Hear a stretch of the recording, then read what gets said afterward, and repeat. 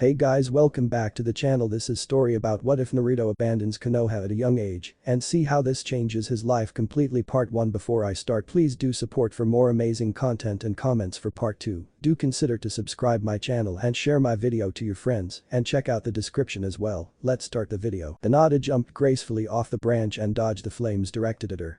She whirled in midair and thrust her palm out. "Akikusho!"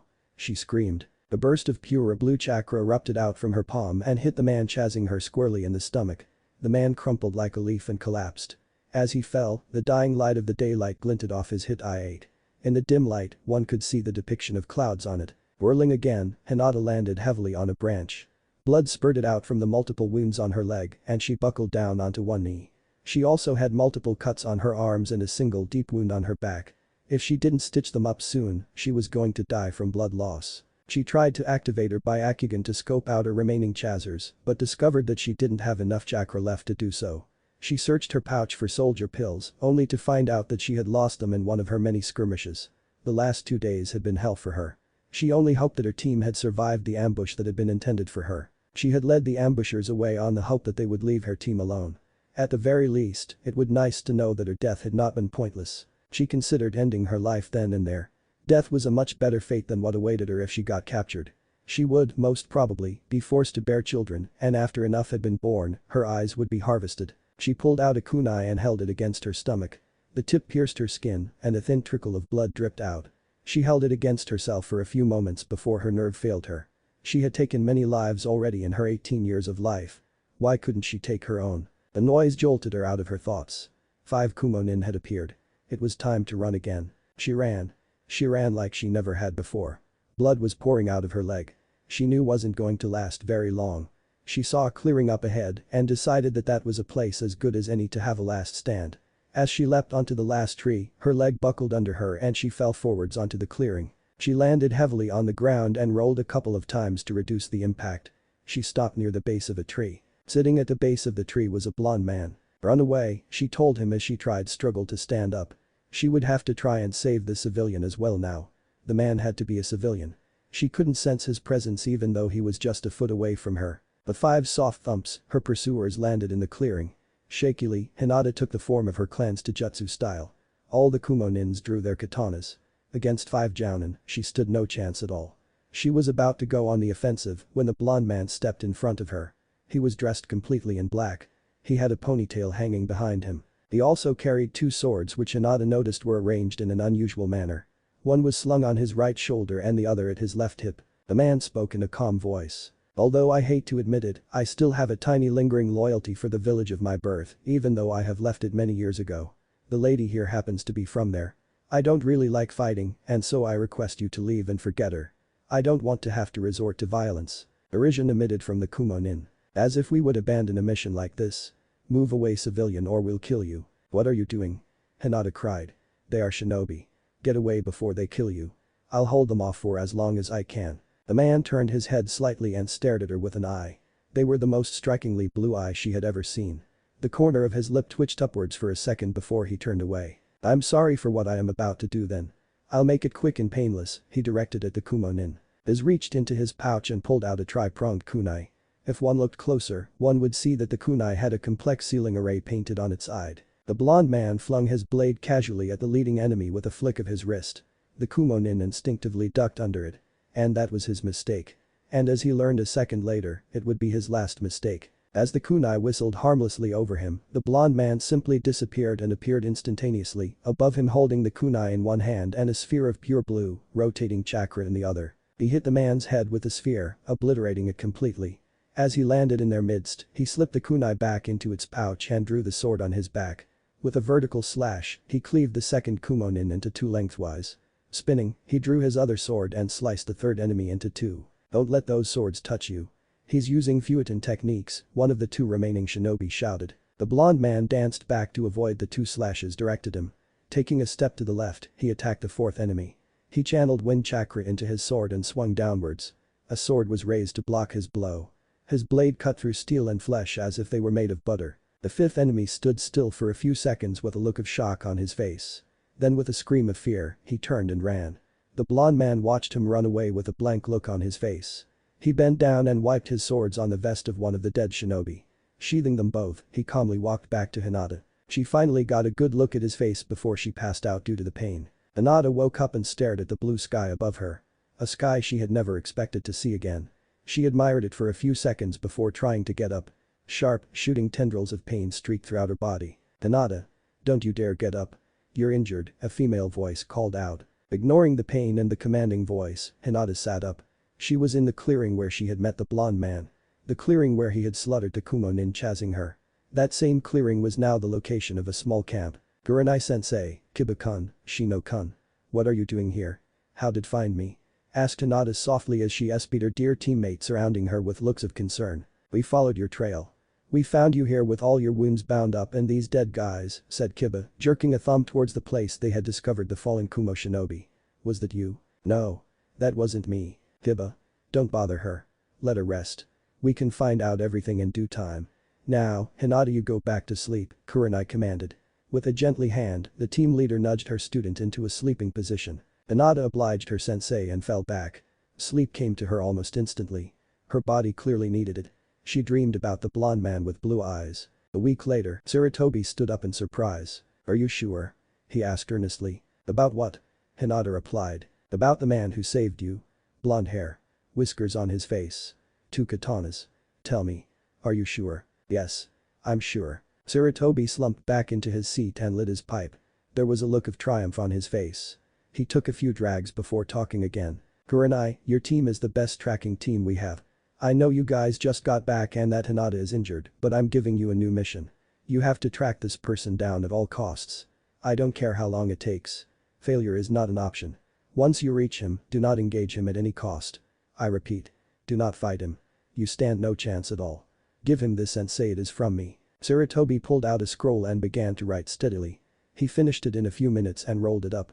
He gave it to Kurenai. "Let me Ox and Owl," he said to his secretary. The 2 Anbu requested for arrived in a few minutes. "Your teams will be Team Kurenai's backup. They have to track a certain person down. Do not engage him.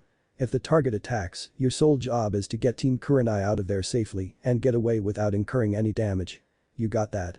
Ox will be in overall command. "With all due respect, Hokage-sama, I think we will be able to handle a solitary target with 2 Anbu teams as well as a Jounin squad. We can go for a grab," offered Ox. "No. The only person currently capable of fighting him in this village is me. Do you think you guys have the skill to kidnap me?" An awkward silence was the only response Sarutobi received. "I thought so too. This man is beyond your current skill levels. Now, make your preparations and start moving as soon as you can," he ordered. Once they had filed out of his office, he walked over to the window and stared out over his village. "Naruto. I hope you agree to come back." Naruto was resting against a tree as the rain started to fall. With a sigh he got up and started to look for cover. "Come in," Sarutobi called out when he heard the soft knock on his door. He regretted his decision a moment later when he saw who it was. Summoning one of his well-practiced fake smiles, he stood up and gestured to the chairs in front of his desk. One could not be the Hokage as long as he had been without well-practiced fake courtesies. "Welcome, Hiashi. Please have a seat," he said, gesturing towards the solitary chairs that rested in front of his desk. There was a slight pause and a glaze to the side before Hyuga Hiashi took up the preferred seat.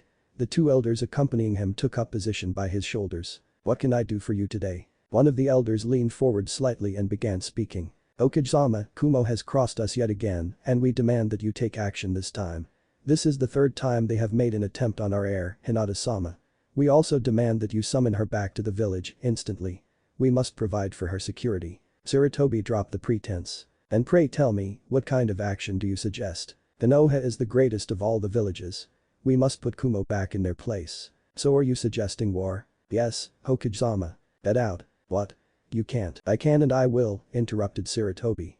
"This is the end of this conversation. Please leave. I am not starting the next Shinobi World War just to keep the heads of my clans happy. This is an outrage. We will take this up with the council. Do whatever you want. As long as there is still life within me, I will not be the aggressor unless there is absolutely no other choice left. I agree that some action must be taken. But not this. Not as long as I am the Hokage of Konoha." The elders got up and walked out with Hiashi following them. "Hiashi." The clan head paused and looked around. "Is this truly what you desire or was this decision thrust upon you?" Hiashi looked at Sarutobi for a couple of seconds and then left without saying a word. However, the look on his face had answered Sarutobi's question. With a sigh, he got up and walked to his window. As he fumbled in his pocket for some tobacco, he sighed. I'm too old for this shit. Got to find someone else to do this before I go senile. 3 weeks later, Kiba growled in annoyance as the first drop of rain hit his head. His nostrils flared as he sniffed the air. Fuck. We trailed this guy for more than 3 weeks, and just as we are about to catch up to him, it starts raining. We better get to him soon or the rain is going to wash away his scent. Why does life hate me? Shut it, Kiba. Stop whining and focus, snapped Kurenai. We can't lose him after all this. Hinata. Hinata raised her hands and made a hand sign. The veins on her face bulged and her Byakugan activated. With practiced ease, she began scouring the land for any sign of their target. I see him. 1 o'clock. 10 kilometers from here, but her voice faded away. This is the first time that they were actually close enough for her to see him. But what? Asked Ox as he dropped down from the trees and joined them. The 2 Anbu squads were spread out and hidden in the foliage, forming a large protective circle around the Jounin squad they were assigned to protect. It's the same as last time. I see no chakra. When I met him the last time, I thought that he was a civilian. I couldn't feel any chakra emanating from him. When I woke up later, I decided that I had made a mistake because I was wounded and exhausted. But now I know that I was right. What do you mean? I can't see any chakra flowing through his body. Just like a civilian. Actually, even civilians have tiny amounts of innate chakra circulating constantly through their body. This one, however, does not have a single iota of chakra in him. If not for my eyes, not any sensor would be able to detect him. You sure it's the same guy? Definitely. This is not good. He must be using some sort of technique to suppress and cloak his chakra. I have seen similar forms of this technique used by assassins before. Not good at all. A forest like this is the worst place to make contact with a guy like this. We don't have a choice.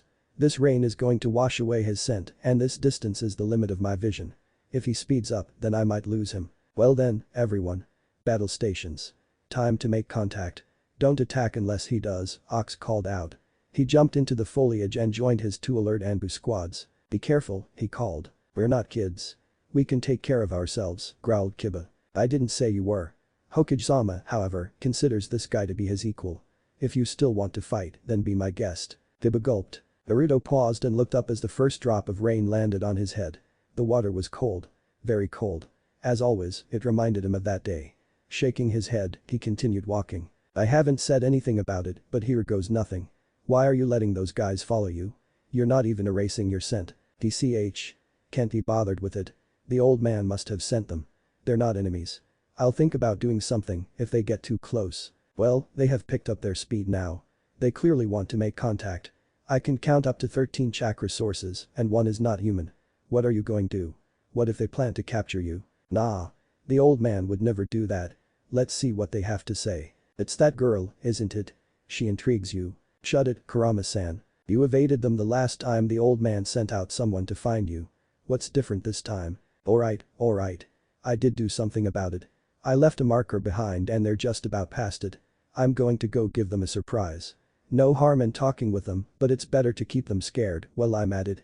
They might not try any funny business they might be thinking of doing. Changing the subject, are we? With a growl, Naruto disappeared. Hinata gasped and stopped abruptly. What's wrong? Shouted Kurenai as the team stopped around her. He just disappeared, she whispered slowly. How's tha? Before Kiba could complete his question, Hinata whirled about, threw a kunai at a tree behind them and took up a defensive stance. They all turned around and saw that there was a blond man sitting casually on the tree behind them. He was leaning causally against the tree trunk, not even bothering to look at them. He was whirling about, Hinata's kunai in his hand. Kurenai gasped. It's not possible. It can't be, she whispered as she stared blankly at the man in front of them. I'm counting to 5. If you Anbu goons aren't out of those trees by then I'm assuming that you want to fight, the man called out. 1, 2, 3. Before he could complete his count, the 2 Anbu squads appeared in front of them and took up battle positions without a sound. No. We do not wish for a fight. We just have a message from the Hokage-sama to deliver. Nothing else, Ox replied. I guessed as much. Tell the old man that I don't want it. Tell him to stop trying. I'm not coming back to Konoha. Ask him to give up. I'll just avoid the next group he sends out. The man made to get up. Who are you? Kurenai shouted out. Shut the fuck up, Kurenai. Ox hissed. Let me handle this. Oh, shut it, will you? I'm just asking what's in all of our heads, she growled back. You should ask the old man that. Let's see if he tells you the truth. See you around, replied the blonde. Before he could leave, Hinata called out, thank you. Thank you for saving my life. He looked at her for a few seconds. You're welcome. Try not to die next time. With that he turned around and disappeared into thin air. Try not to die next time? Seriously? That is the stupidest pickup line of all time. What the fuck has gotten into you? That was not a goddamn pickup line. That wasn't anything. Your stupidity has surpassed anything Jiraiya could ever have done. At least he compliments them. You on the other hand, don't compare me to that pervert. I'm nothing like him. Maybe you should take some tips from him. You really need some help at this. Naruto covered his face. Arg. Please fuck me now, he groaned. That's what she said. When Tajiki got back to Kumo, he was practically a nervous wreck. Not only had he failed his mission, he had also fled from the scene of battle. Such a thing was not looked on with favor in Kumo, no matter how strong the enemy might have been. Especially by the current Hokage. He sincerely hoped that the Hokage was in a forgiving mood as he made his way to his leader's headquarters. The mission had been important enough to warrant a personal report. As he made his way up the tower, his dread multiplied. He ran into Mabui on his way up. Hey Tajiki. Back already? I take it the mission didn't go well. Asked the Hokage's assistant tersely. A shake of the head was all that she received in reply. Too bad. He's in a bad enough mood already. This isn't going to help matters. B-sama pulled another stunt. Got into a fight with an important client and knocked him out. Good luck up there, she called as she walked off. Cursing his luck under his breath, Tajiki reached his leader's room. Instead of entering, he stood nervously staring blankly at the door. Who the fuck's lurking out there? Get in here before I smash the door, an angry voice shouted from within. Gulping nervously, Tajiki opened the door. Oh, it's you Tajiki. Get in here. You alone? Tajiki nodded. So you didn't get the Hyuga and the rest of your squad is dead, I assume. Pray fill in the gaps in for me please, growled the Hokage. Hi, Hokage-sama. The mission initially went according to the plan you made. We managed to accost the Hyuga's team when they were returning from a mission. We also managed to separate them after some fighting. Once the girl realized what we were after, she left her team of her own accord. We left Buro and Kin to hold off her team while we captured her. Both of them are dead. We underestimated the team leader. She used some really nasty genjutsu. Raima Taicho was much faster than any of us and we soon fell behind in the chase. We found his body some time later. We found the Hyuga girl in a clearing just beyond that. She was almost pathetically weakened by that point. We would have got her then if not for him. Tajiki paused to catch his breath. Everything was going much better than he had expected so far. At least nothing had been thrown at him yet. Who? His leader growled. Well, I know it is pretty far-fetched, but I think it was the yellow flash, Tajiki said and waited for an explosion. It never came. Explain yourself.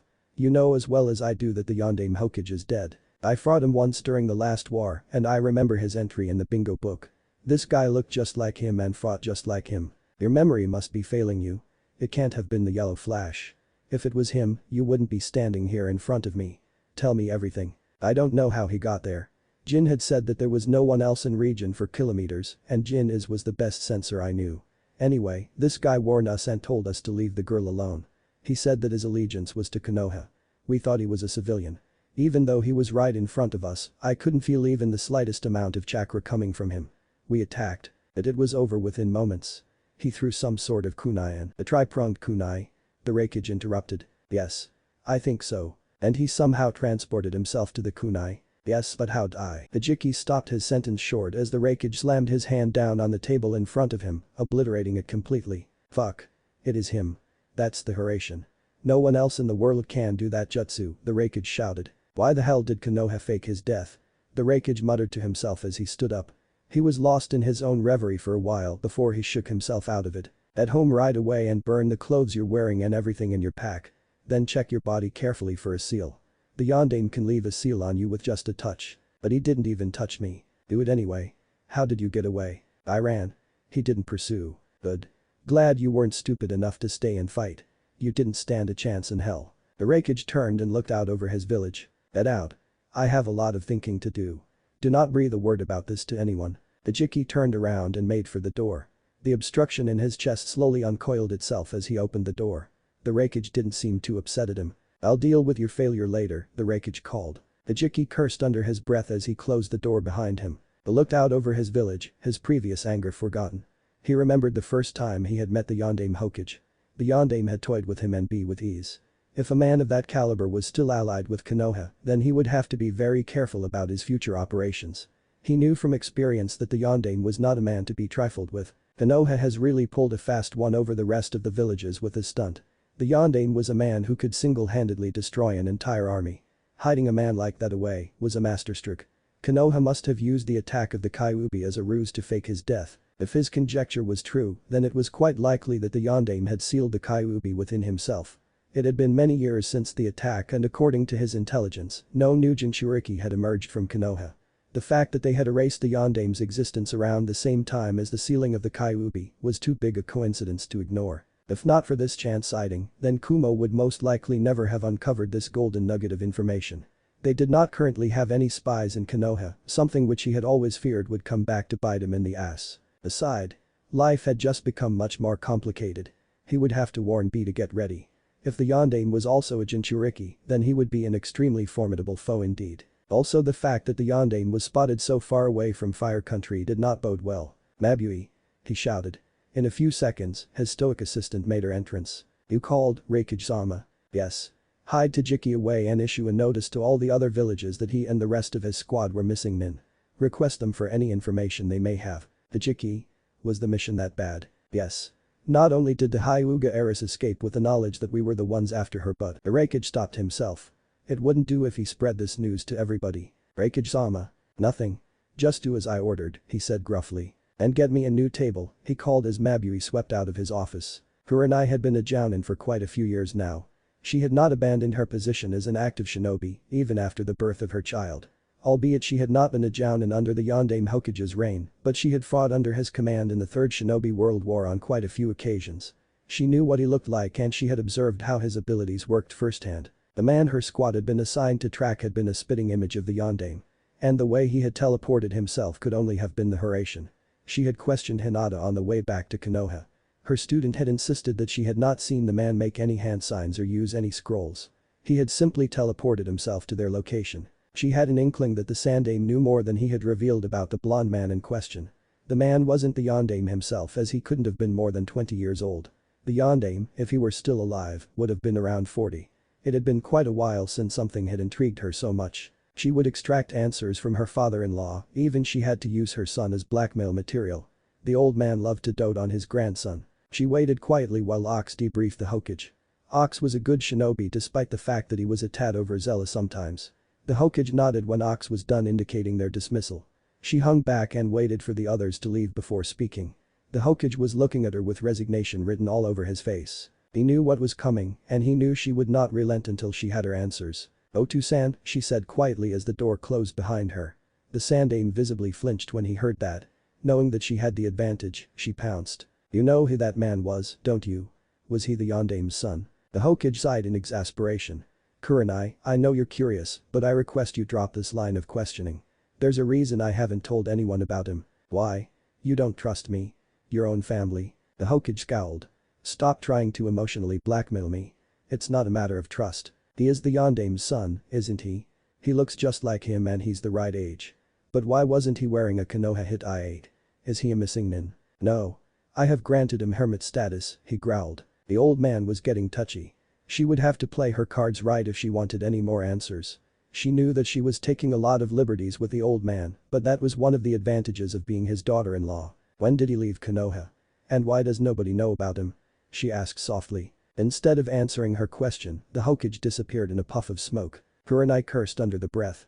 She had pushed him too hard. It must be a really touchy subject for him if preferred running away over confronting her. She realized that she wasn't going to get anything out of him again. With a sigh, she turned and headed home to her son and husband. Sarutobi controlled his emotions as he sat upon the statue of his head. He took off his hat and let the breeze flow through his hair. He was tired and disappointed. He was too old to be involved in the day-to-day running of the village. He needed a successor.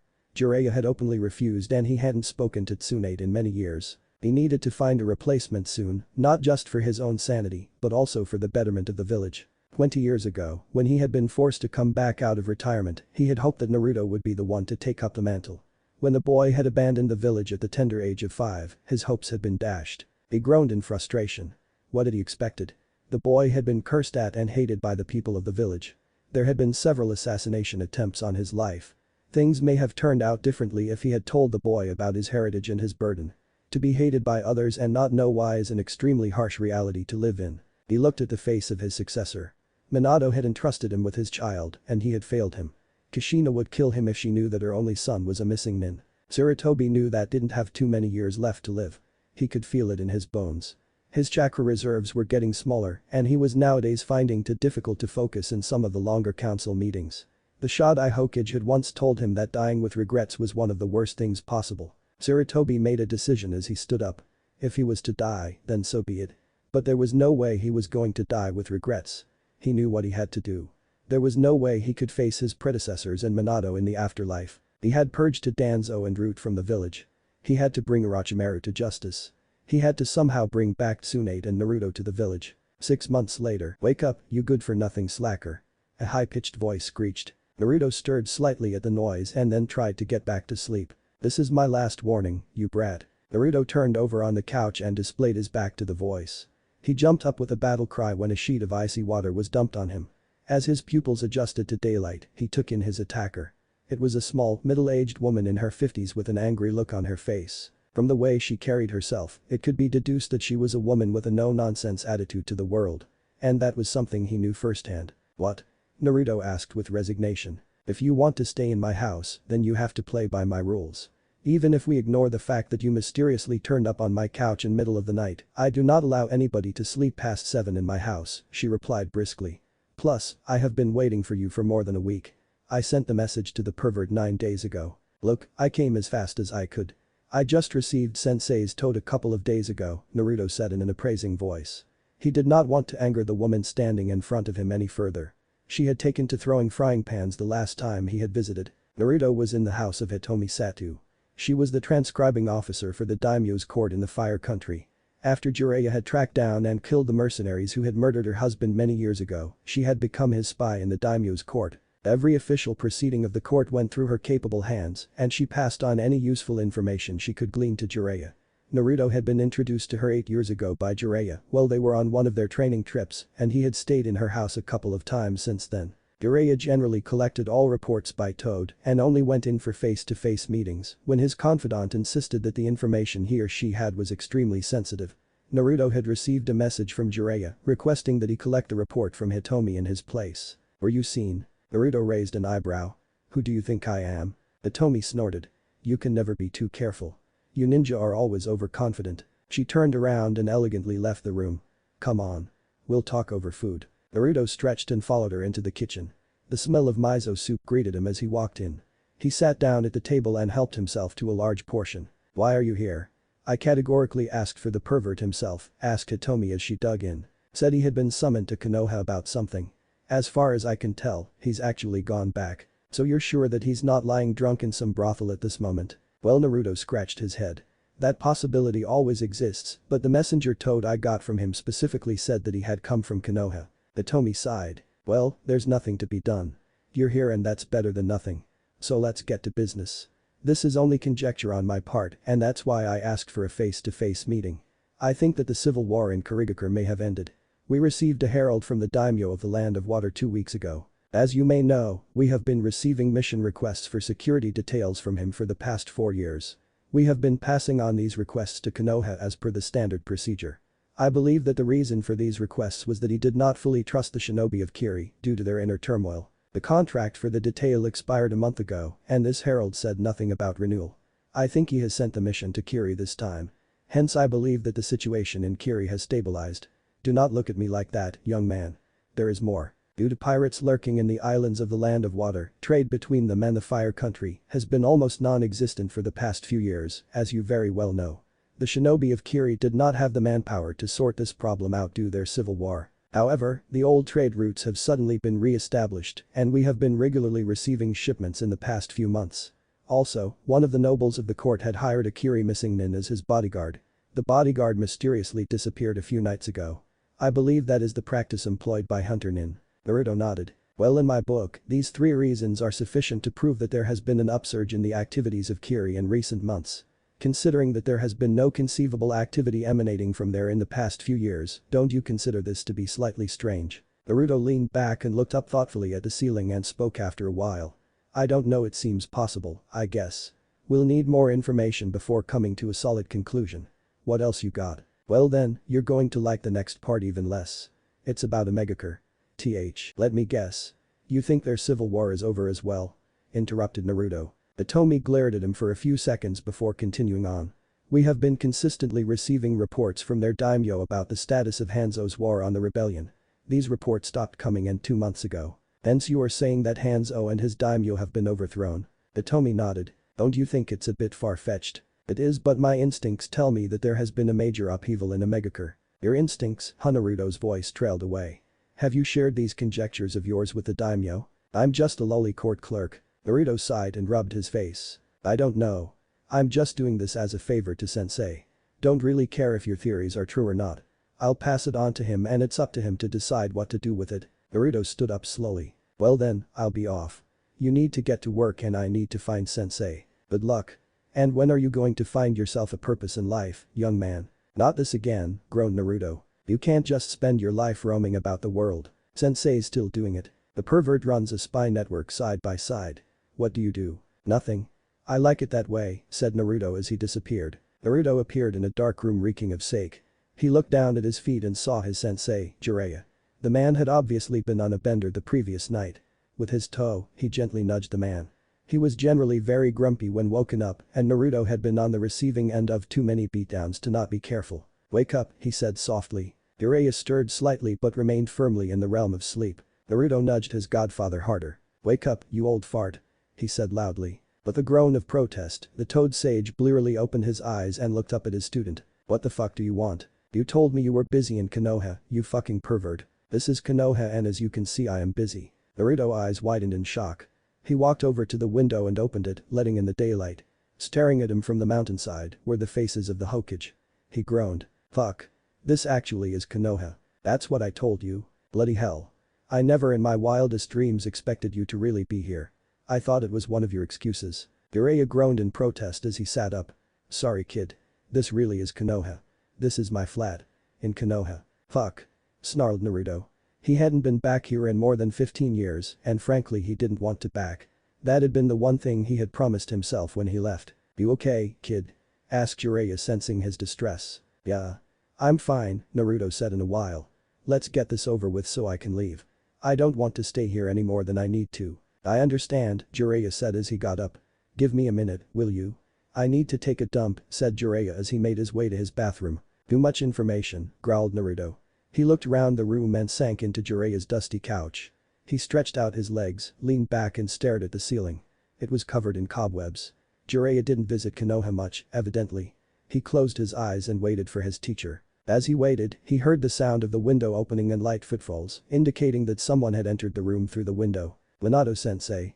A voice asked. Naruto opened his eyes, shot up and stared at the intruder.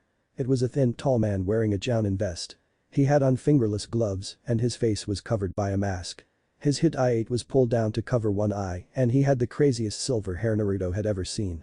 Silence stretched out awkwardly between the two as they stared at each other. It was broken by the sound of a toilet flushing and Jiraiya returned to the room noisily. Let's beg. Jiraiya's voice trailed away as he noticed his guest. Well fuck. This complicates things. You must be Naruto, the man finally said. Yup, Naruto said. I had assumed you were dead. Sorry to disappoint you. Disappoint me? I'm glad you're okay. The man's visible eye crinkled into a crescent as he walked up to Naruto and hugged him. Naruto felt really awkward. He had no clue who the guy was and he guessed that he should since the guy was glad he wasn't dead. I'm sorry about this, but who are you again? Asked Naruto as they broke apart. It was Jiraiya who answered. This is Hada Kakashi, the copy ninja. He was your father's student. Nice to meet you, Naruto said as he held out his hand. The handshake was awkward at best, considering that they had already hugged each other. Silence reigned supreme in the room once again as they all looked at each other, waiting for the other to break it. A good minute passed before Jiraiya had had enough. Alright Kakashi, give me 5 minutes. The kid is going to give me a debriefing and then we'll be off. Sure, said Kakashi cheerily. I'll go wait at the Hokage's office.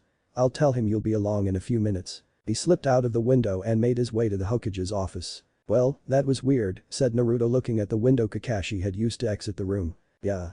Forget that. Give me Hitomi's message and we can both get going. Kakashi walked into the Hokage's office, his nose buried in his favorite Icha novel. Kakashi, where's Jiraiya? I told you to bring him along with you. He's on way. He's debriefing Naruto. Kakashi's book was flung out his hands by the shockwave the Hokage left behind as he burst out of his office. Huh.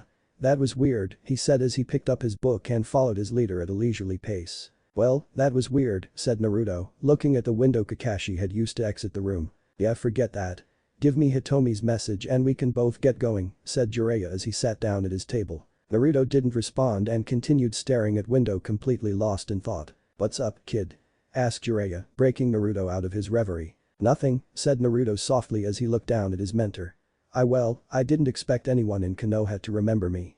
Or frankly even care. Jiraiya raised an eyebrow. You shouldn't be so surprised. Lots of people respected your father. That's not what I meant, said Naruto bitterly as he plopped down across Jiraiya. I'm just surprised that someone knew who I really was. I just assumed that the old man had completely swept my existence under the rug. Look, we've been over this, sighed Jiraiya. I know that you're still upset about what Sensei did to you and you have every right to be. Just know that he had your best interests at heart. He frankly didn't know any better. Naruto sighed and rubbed his face. This again. Look, I've already told you. I'm over all that. I've stopped caring about what happened to me in the past. You sure? Asked Jiraiya doubtfully. Yes. Like I've told you before, I took your advice. You're the one who told me that holding grudges was pointless. Frankly, it was tiring. I got tired of being angry. I stopped blaming the rest of the world for my fate a while ago. Why didn't you tell me all of this before? Naruto raised an eyebrow at his mentor. Oh. Said Jiraiya as realization struck him. Shinobi rule number 3. Do not talk about your feelings and other mushy stuff. A shinobi is not a teenage girl. I forgot about those crap rules I made up. Naruto smiled at his godfather's sheepish expression. Their moment was interrupted as the door to Jiraiya's house burst open and the Tsunade Hokage rushed in. Naruto and Jiraiya jumped up with oaths at the sudden intrusion.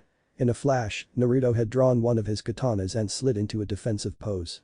They both relaxed their guard slowly as they identified their intruder. "Talk of the devil," muttered Naruto as he sheathed his blade. Sarutobi stared wild-eyed at both of them for a few seconds before rushing forward and enveloping Naruto in an embrace. "What's with all the fucking hugging today?" growled Naruto as he pushed the Hokage off himself roughly. Naruto, it really is you," the old man said in a stunned tone as he stumbled back. "Well, whoop the fucking do," growled Naruto. "What do you want?" he continued rudely. Jiraiya groaned as he sat down heavily onto his chair. There was no way this was going to go down well. The kid had resented the old man for too long. He just hoped that he would be able to run some damage control in case of a confrontation. "Calm down, kid," he called, hoping against hope that his student would actually listen to his advice for once. It occurred to him that things could get really ugly if there happened to be any Anbu nearby. He wouldn't put it past Naruto to attack the old man. He was generally quite laid back, but he had his impulsive moments as well. His hopes flickered a bit as Kakashi walked in. The two of them together could hold down the kid, right? Sarutobi regained his balance and stared at Naruto for a few seconds. Then he dropped to his knees and supplicated himself against the ground. "Naruto. I'm truly sorry for everything," he cried. "I just wanted you to have a normal childhood. Nothing else. Not telling you about the Kyuubi. Not telling you about your parents. Everything I did was so that you would be happy. A childhood free of pressures. I didn't want your parents' sacrifice to force you to become a shinobi. I never intended for the village to treat you the way they did. I never realized until later that everything I did just seemed to hurt you further. Please forgive this stupid old man for his mistakes." To say Jiraiya was shocked would have been the understatement of the year. Out of all the possible scenarios he had been running in his head, this definitely wasn't one of them. He had considered the possibility that Sarutobi might make an apology to Naruto. Rather, he had expected him to try manipulating Naruto in some way. The old man was a master manipulator. Most people didn't even realize what he was doing until it was way too late. He had learned that from experience. But to get on his knees and beg for forgiveness. That hadn't been something he had even remotely considered. He had never seen the old man do anything like this in the many years he had known him. One thing was for sure. The only person more surprised than him was Naruto. Even more than Kakashi, who most probably had no idea what was going on. He couldn't help but chuckle to himself slightly as he glanced up and saw the expression on his student's face. This had just gotten much more interesting. Naruto was beyond shocked. He had not in his wildest dreams expected the old fart to do something like this. He quite frankly was not sure what to do. A straight-up confrontation he could handle. Something like this wasn't really his forte. Naruto snarled in frustration and turned on his teacher. "Do something, will you?" Naruto groaned again as Jiraiya shrugged to indicate his helplessness. He bent down and pulled up the old man with ease. "Look, all that doesn't matter anymore. You don't need to do this," he said. "I do," replied the Tsunade earnestly looking deep into his eyes. "I have failed Minato's memory by the way I treated you. Now that you have finally come home to Konoha I forgave you. I forgave you years ago," interrupted Naruto. "What?" asked Sarutobi, caught off balance by Naruto's reply. Look, I'm not a small boy anymore. Yes, this village treated me like shit and I used to hate it. But I'm past that now. I don't really give a shit anymore. I'm happy with my life as it is now. Naruto paused and struggled for words. I did hate you for quite a while, but his voice trailed away and he fought for words again. I know that you meant well. Just that you didn't know how to go about it. It's okay. Really. Sarutobi stared at Naruto for a while before moving forwards and embracing him once again. This time Naruto grudgingly let him do so. I'm sorry. I wanted the best for you. I know. They broke apart and Sarutobi placed his arms on Naruto's shoulders. I'm glad that you have finally decided to come home, he said with a smile. No, I haven't, said Naruto. I just came cause I had a message for sensei, he said, jerking a thumb at Jiraiya. So you're leaving? Asked Kakashi. Naruto nodded. I see, said the Sandaime slowly, some of the vestiges of happiness draining away from his face. Naruto, the choice is completely yours, but you can stay here if you like. When you left the village, I managed to give you hermit status, just like Jiraiya. There are no hunter nin after you and the other villages don't even know you exist. You are welcome to stay in Konoha if you wish. Naruto sighed in exasperation. Why? Why should I stay? The happy memories? No. And there's nothing you can say to convince me otherwise. There's nothing for me here and there never will be. I like the way my life is right now. I like traveling the world and seeing places. Maybe I'll even write a book like him, he said, jerking his head towards Jiraiya. I'll help sensei with his spy network every now and then, but that's it. Don't expect anything more from me. Naruto brushed past the Sandaime and walked out of the flat. Silence reigned in the flat. After a few seconds, Sarutobi walked over to the couch Naruto had vacated and sank into it. Kakashi took a few steps forward and said, if you don't need me for anything, then I'll be going Hokage-sama. Sarutobi nodded. Kakashi turned and left the flat, closing the door behind him. Sarutobi pressed the bridge of his nose in frustration. That did not go how he had wanted it to go. When he heard Kakashi say that Naruto was back, he had made the assumption that the boy wanted to stay. He punched the couch in anger. How could he have assumed something like that? The boy had hated Konoha so much that he had actually run away at the age of 5. Why had he expected that to have changed? Happy now? Asked Jiraiya, breaking into his thoughts. Happy? About what? Well, you've wanted to meet him, haven't you? You've been pestering me about it for the past 13 years. I'm certainly glad that I got a chance to meet him. Other than that, well, his voice trailed away. Well, what did you expect? That he would magically forget about his mistreatment and decide to stay? Something like that, he said bitterly. HMPH. Then you really are getting senile with age. Maybe I am, Jiraiya. Maybe I am, he whispered softly. Silence took over the room once again. Why did you never bring him back? Why did you never let me meet him? I've answered that question before and the answer hasn't changed. He didn't want to and I didn't force him. Yes, I know that, Sarutobi growled. But if you had brought him back, he could have made friends here. He could have had a team. Made bonds with other people. It would have been good for him. Maybe. Maybe not, Jiraiya said as he stood up. That's the difference between you and me. I don't force other people to do things against their will just because I think it's good for them. Besides, the boy was an emotional mess. If I had forced him to do something he was vehemently against, then I would have lost his trust.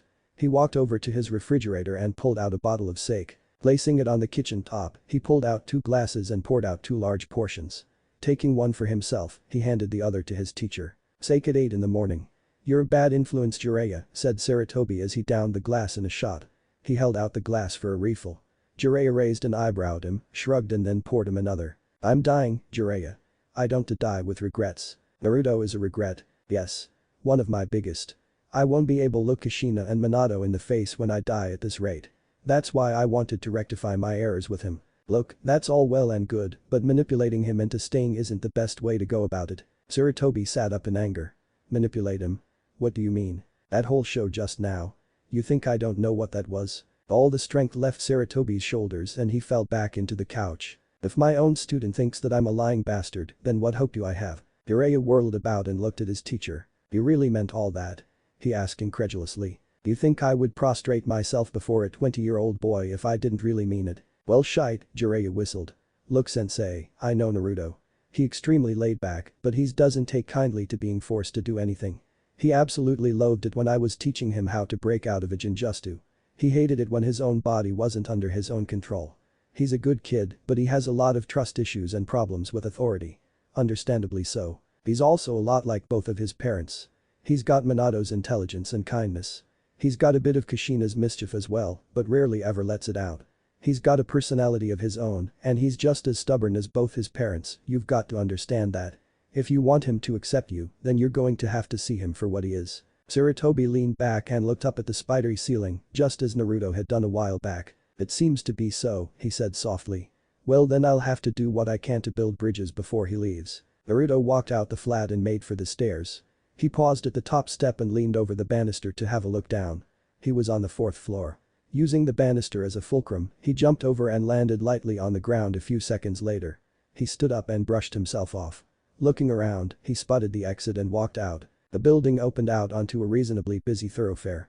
He quietly slipped into the crowd and walked along with the flow. Looking up at the Hokage mountain, he stared at the face of his father as he walked along, using just his shinobi senses to avoid walking into someone. You're being followed. I know. It's that Kakashi fellow. I know. What are you going to do? Nothing. Shake him off if he sticks to me for too long, I guess. Meh. Laid back as ever. Naruto didn't dignify that with a response. He sensed that Kakashi was catching up to him but did nothing. That was a pleasant chat back there, said Kakashi conversationally as he caught and started walking by his side. Meh, replied Naruto. You don't talk much, do you? Asked Kakashi, his eye crinkling into a smile. What do you want? Nothing.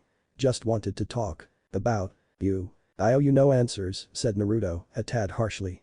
All he wanted was to be left alone to live his life. He didn't like the consistent barrage of personal questions this day seemed to be throwing at him. Actually, you do, said Kakashi seriously. How so? Well, I was the Anbu on duty the day you left. Naruto stopped abruptly in the middle of the street and sidestepped the woman who almost bumped into him. Realizing that he was alone, Kakashi stopped as well and turned back to look at Naruto. Naruto gestured at a nearby rooftop and jumped off. Kakashi followed suit. Naruto landed on the roof and sat down on the edge. Kakashi landed next to him a few moments later. Why did you let me go? He asked, looking at his father's student. Kakashi looked away as he answered. I had been watching you for months. You were angry. Upset with the world. I knew that if I made you stay, you'd just grow angrier. I know how it feels to be angry at the world. He shrugged. I knew that if I forced you to stay, nothing good would have come of it. What did you tell the old man? The Hokage? The truth. And, well, he didn't like it, but I think, in the bottom of his heart, he knew that it was the right thing to do. The right thing to do was to let a 5-year-old boy into the wild to fend for himself. You complaining? No, said Naruto, once again staring at his father's face. It was hell and I almost died many times, but for the first time in my life, I was happy. I was the only one in control of my fate and that felt really good. How did you survive? Taught myself how to fish and hunt. Did a couple of odd jobs in a few villages here and there to earn money. How did you mend Jiraiya-sama? Naruto chuckled. Well, let's just say I'm really lucky. What do you mean? I got lost and ended up in Mount Myaboku. What? No. Naruto laughed at Kakashi's reaction. I'm not kidding. The biggest piece of luck I've had in my whole life. I somehow ended up in Mount Myaboku just like Sensei did all those years ago when he was on his travels. Just like Kushina-san, muttered Kakashi as he shook his head. What do you mean? Huh? Said Kakashi, surprised that Naruto had heard. Well, she had the same kind of luck. Every time she went into a gambling hall, she would clear the whole place out. In fact, she was eventually banned from almost all the halls in the village, from what I remember. What? Really? Asked Naruto laughing. Yeah, smiled Kakashi. That pissed her off to no end. Then there was the time she challenged Tsunade-sama to a match of poker and Naruto lost track of time as Kakashi regaled him with stories of his parents. Tsunade sat up on his student's couch and looked at Jiraiya askingly. You find him? Kind of, said Jiraiya as he placed a bottle of sake into his refrigerator. I have narrowed him down to one of 3 locations. The possibility that he's not in any of the locations also exists. He shrugged. The guy I managed to turn is just a genin. He couldn't get me anything more concrete. We'll have to hit all 3 of them at the same time, Tsunade said thoughtfully. Time frame? A week at most. A direct attack is not possible. All 3 of them are reasonably big bases. They'll definitely be heavily militarized and heavily guarded. What do you suggest then? I don't know, he replied vaguely. Assassination team maybe. Although I don't think you have an assassination squad capable of taking out Orochimaru. Even if you have one, you definitely don't have 3. And 3 is what you need. Tsunade nodded dolefully. What if I take 1? You can take the 2nd. And the 3rd. The 3rd is a problem. Anzo? No. I have another plan for him. What about her? You think she'll do it? Unlikely. Plus don't forget about that fear of hers. A guy like Orochimaru will definitely use it against her. Besides, convincing her to return is going to be an even bigger pain in the first place. That's not something I'm willing to take up for now. Sarutobi sighed. I know. It's going to be difficult. Difficult, huh? Chuckled Jiraiya. That's putting it lightly. What about Naruto? Asked Sarutobi after a while. Will he do it? Honestly, I don't know, said Jiraiya. Sometimes, even I can't tell what the kid is thinking. If he agrees, can he do it? Definitely, chuckled Jiraiya. It'll be a cakewalk for him. But that's not the problem here. What is then? You? Me? Yes. You, nodded Jiraiya.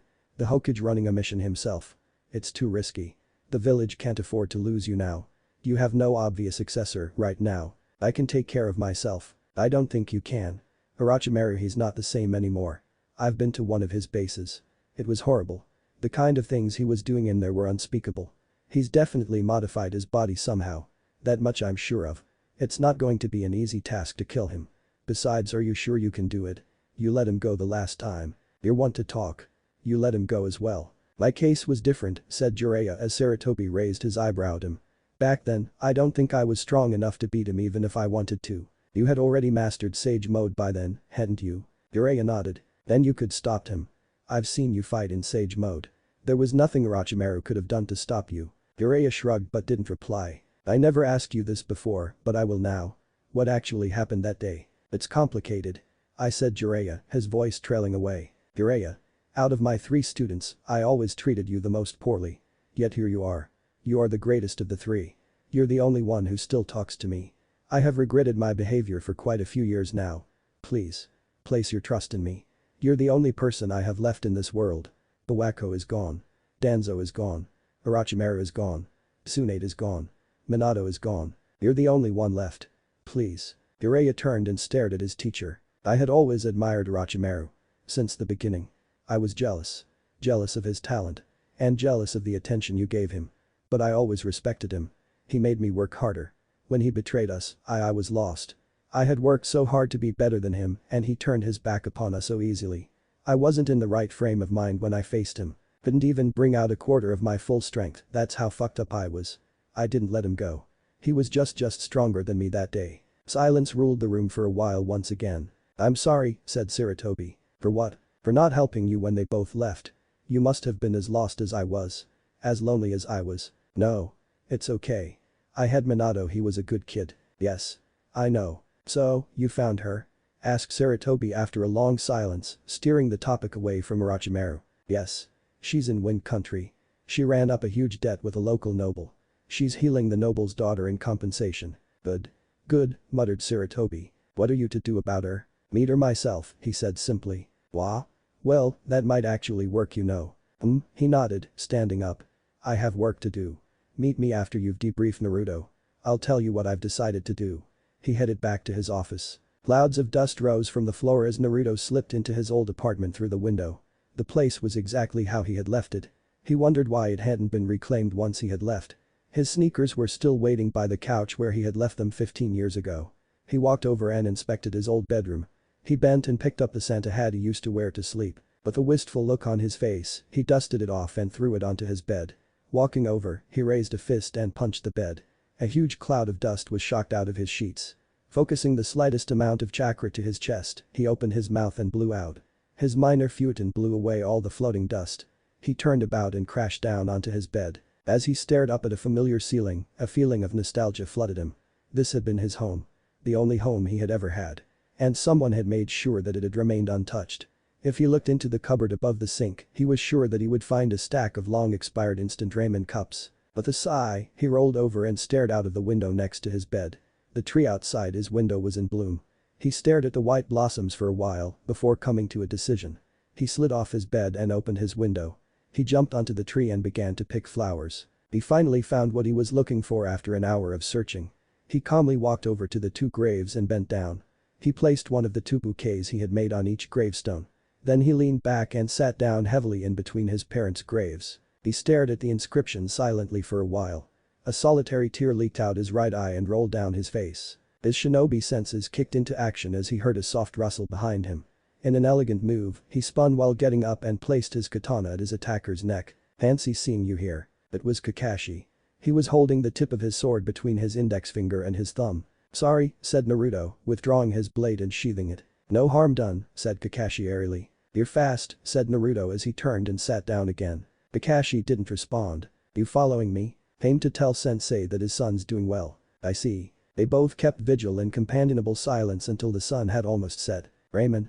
Asked Kakashi. Yeah, muttered Naruto. Jiraiya raised an eyebrow as he looked at the restaurant his toads had led him to. He should have guessed that Naruto would have been in a ramen stall. He bent and entered the place. He looked around and found his student. He was sitting in a booth with Kakashi. He walked over and slid in next to the silver-haired Jounin. You two seem to have gotten pally, he said cheerfully. The kid responded by taking a giant swallow of ramen. That had been the one habit he could never get the kid to throw. No matter what he tried, the kid always ate ramen as if it was the last meal he was ever going to have. Jiraiya sighed and shook his head. It was way too late to do anything about it now. He looked around to make sure no one was listening in. What did Hitomi-san have to say? He asked. The kid looked up from his bowl and made the tiniest of jerk with his head towards Kakashi. Jiraiya nodded once to indicate Kakashi's trustworthiness. Naruto accepted this and took one more swallow out of his bowl. Well, long story short, she thinks that the civil wars in Aim and Kiri have ended. Jiraiya's eyebrows rose in surprise. Both the civil wars had been going on for years and had not shown any indication of ending anytime soon. Well, I don't know about Kiri, but I was expecting it with Aim. Hanzo wouldn't have let the rebellion last for too long. That's the thing, said Naruto, pointing with his chopsticks. Hitomi-san thinks that Hanzo's side lost. What? Asked Jiraiya. Impossible. I've fought him myself. He's unbelievably powerful. He'd beat all three of you alone. I know. You told me, interrupted Naruto with a shrug. Hey, don't look at me. It's not my crazy theory. I'm just the messenger. She must have some kind of evidence, mustn't she? Asked Kakashi. She didn't have anything much about either Aim or Kiri, said Naruto waving an airy hand. Built her theory using a bunch of random coincidences. Naruto, what have I told you? Never believe in coincidences. I know. Haven't forgotten. But this is beyond that. The daimyo stopped receiving bi-weekly reports from Hanzo's side a while ago. That's all she's basing this on. Said Jiraiya, rubbing his chin. That's actually not much. But I trust Hitomi-san. She has good instincts. Her intel has always been spot on before. Kiri. Well, I actually think she might be right about Kiri, admitted Naruto grudgingly. Increased trade. Less contact with their daimyo. No more pirates. No more out-of-country missions, he said, counting the reasons with the tips of fingers. That's still quite circumstantial, observed Kakashi. It'll have to be verified. Yes, nodded Jiraiya. Kiri will be the easier one. Aim, well, we'll have to run an infiltration mission. What say, Naruto? Up for it. Naruto looked at him thoughtfully.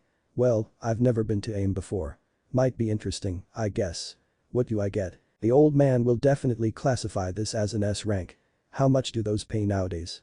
Asked Jiraiya turning to Kakashi. Kakashi told them. I'm in, said Naruto instantly. Naruto stretched as he sat down on the statue of his father's face. He placed a hand on his knee and looked out over the village he used to hate. It seems that you have more than just a lingering affection for this place. What do you mean, Kurama-san? You've never stayed in a place for more than a couple of days. Not even when you fell for that brunette what's your name. And here you are taking missions. I don't know. I used to hate this place. Now, I don't know anymore. It feels different from back then. Maybe it's because people can't fuck with me now. So you're going to stay? No. I don't think so. This Aim thing seems interesting. I'll push off after it's over, I guess. While you're here, why don't you try to hook up with that girl you saved? Fuck off, growled Naruto. My. Touchy, are we? The next day, it was early morning as Jiraiya squatted on a branch and fiddled with the dials of his telescope so as to adjust the image. A smile slid onto his face as he finally managed to find the right settings and the image bloomed into perfect focus. He hoped that the woman on whom he was spying did not suddenly decide to close the curtains of her room. He enjoyed himself immensely as she frolicked about her room buck naked. For some reason, Kunoichi were always much more brazen than civilian women within the confines of their homes. That would be a good theme to base his next book on, he decided. And it would require quite a bit of research as well. His grin grew wider. Somebody cleared their throat behind him. With a sigh, he abandoned his telescope and turned. How do you always manage to find me so easily? He asked his teacher. Tsurutobi raised an eyebrow. Oh yeah, that fucking crystal ball of yours. I'm going to steal it from you one of these days. If I had that, then I would never have to leave my room to do my research. His teacher glared at him. Why do you insist on calling that filthy habit of yours research? Anu. Because it is. You think writing a best-selling series is easy? Yeah. And you have to write to judge me, you old fart. I know exactly what you use that crystal ball to do. Shut up. Roared Tsurutobi. I have never once misused a T. Yeah. And my balls are made of solid gold. His teacher glowered at him menacingly. Enough of this foolishness. We have important things to discuss. Yeah. Yeah. Sorry. Let's get it over with. There's a naked kunoichi dancing about back there, said Jiraiya, jerking a thumb in the direction of the kunoichi's building. The faster we're done, the better. The kunoichi? Who? Aha! Shouted Jiraiya, pointing at Sarutobi accusingly. I knew it. You're just as bad as me. Sarutobi growled in anger. Okay. I'm sorry, said Jiraiya in a placating voice. No more jokes. What did you want to talk about? Sarutobi sighed and sat down next to him on the branch. How you managed to hide this side of you from Bawako-sama for all these years, I'll never know, commented Jiraiya. I was barely out of puberty when I was made Hokage. We were in a war for most of my early years and I was married off not too much later. What do you expect? Asked Sarutobi blithely. Besides, it's normal for most men hide these kinds of things. You're completely crazy and hence the exception. Jiraiya raised the telescope back to his eye. What did you want to talk about? He asked seriously. Orochimaru. We can't attack unless we definitely know his location. Ignore everything else and focus on him for now. Find out where he is. And then finish him off. Jiraiya didn't reply. He continued staring into his telescope lost in thought. He wasn't sure if he would be able to defeat Orochimaru or not. His ex-teammate had been obsessed with the notion of immortality. He had no idea what kind of progress Orochimaru had made in that regard. Despite all his other failings, the man was a genius and incredibly patient as well. If anybody had a chance of achieving the impossible, then it was Orochimaru. Is that an order? Yes. No more second chances. No more softness. I see, said Jiraiya, passing the telescope to his sensei. Top floor. Third window from the right. He fell back heavily onto the branch from his squatting position. Like I said, it's going to be tough. Even with Sage Mode, it's not going to be easy. I never said it would be, said Sarutobi as he stared into the telescope. Putting it down, Sarutobi turned to his student. So you'll do it? Yeah. I guess so. It'll be tough finding him in the first place. But I can't abandon all my other sources like you asked. My network would collapse in an instant. And you asked Naruto to take over for a while. He knows everything about it, right? Yeah. I introduced him to most of my contacts during the years we traveled together. They trust him. But that's not the point. He won't agree to do it. He said yesterday that he would. He said that he would take messages not for me, if you remember. Not run half the network. It can't be that much work, can it? Jiraiya glared at Sarutobi. Are you stupid? Almost all of my spies are fucking paranoid. Constantly think that they've been exposed. I have to go and fucking counsel them. A few bloody refuse to use drop points. Say it's unsafe and insist on personal meets for some reason. Those who do use drop points insist that they want me to pick up the drops personally. And half of them regret their decision to turn spy in the first place, growled Jiraiya. It's a massive pain in the ass. Makes me regret ever agreeing to do this in the first place. Why the fuck do you think I go about doing shit like this? Asked Jiraiya, gesturing at the telescope. It's the only time of the day I have for myself. So will he do it? Jiraiya howled in exasperation. The fucking manipulator was back. This was how the old fart had roped him into this job in the first place. Did you not hear what I just said? I did. And did you not hear what I said? Naruto's lazy as hell, old man. There's no way he'll agree to it. And you explained the situation to him. Jiraiya furrowed his eyebrows. Sarutobi was up to something. You're trying to force him to stay here? He accused. Of course I am, replied Sarutobi unashamedly. You admitted it, said a shocked Jiraiya. Yeah. I'm old and I want a successor. I can't do this forever. Besides, the boy needs a home. He can't wander the world aimlessly forever. Jiraiya sighed and rubbed his face. Again with the fucking meddling. Can't you let the poor kid be in peace? He's had a shit life. Let him do what he wants to do. No. I am the Hokage. If I don't meddle, then this village will never prosper. It's already prospering. Just let it be. And we just agree to disagree. Jiraiya groaned. Okay, I'll ask him. But only because the Orochimaru thing is important. Do not think for an instant that I support you trying to manipulate him. For the last time, I'm not trying to manipulate him, roared Sarutobi. I want the best for him, just like you do. He is Minato's son and I owe Minato that much. Naruto may be an adult, but that doesn't mean he's omnipotent. He's still young and he needs someone to look out for him. I'm looking out for him, roared back Jiraiya. I see, said Sarutobi quietly. And what kind of life do you want for him? The same as yours. To wander alone aimlessly throughout the world with no purpose until he's an old man. Jiraiya rose to his feet and clenched his fists. He stared down at his teacher with unrestricted anger. So you're saying that my whole life has been a waste? He asked quietly. No. You've had a good life. You had a family. You have friends and comrades. And above all you have a home. Even when you roamed the world, you did so out of your love for Konoha and the desire to protect it. But what about Naruto? He has no one. He has me. And will you live forever? You're an old man, Jiraiya. You've crossed 60. You'll die sooner or later just like the rest of us. What about Naruto then? We humans are social creatures. Loneliness does not become us. All the strength left Jiraiya's body. The old man had aired Jiraiya's innermost fears. Fears which he had been hiding away for a while. "Fuck you, you old man," he said as he collapsed down onto the branch. "You're too smart for your own good." "What do you mean?" Jiraiya was silent for a while, collecting his thoughts. He began talking in a quiet voice in a while, his eyes unfocused. "I know I'm going to die soon. I'm not as fast or as strong as I used to be. When I die and when I meet Minato and Kushina, what'll I say to them? They'll ask me if Naruto is happy. And I'll have nothing to say to them. Naruto's not happy. He's not unhappy. But true happiness. I don't think he's really experienced that. I tried to do what I could, but what I don't think it's enough. He deserves much more. He deserves to fall in love. He deserves a family. I think that's what he wants deep down." "Then why are you upset about this? Isn't it good if he stays?" "I don't want him to stay here because I manipulated him. I want him to stay here because he wants to. Besides, if he finds out about this, then he'll never trust me again. And I don't think that's something I can handle." A long silence fell between them. "Trust me. I'm not trying to manipulate him. I want happiness for him as well." "Yeah. I know. Sorry about what I said." "No. It's okay. I said things which I shouldn't have said as well." "What's with us?" laughed Jiraiya suddenly. "We've become a pair of old nostalgic coots. We've only been talking about emotional shit for the past 2 days. That's because we are old coots." "Fine then," said Jiraiya after another long pause. "I'll get going. I'll convince Naruto somehow and push off. I'll let you know when I find something." He got up and stretched leisurely. Talking his telescope from Sarutobi, he jumped lightly onto the ground. "Let me know how the Tsunade thing goes," he called over his shoulder as he walked away. "Kakashi told me about your intel. Tell Naruto to come to my office at noon," called back Sarutobi. Jiraiya groaned in frustration as the toad led him back to Ichiraku. How the hell could someone like Ramen to the extent Naruto did? He went in and sat down on the stool next to Naruto. Naruto had a pile of empty bowls stacked in front of him.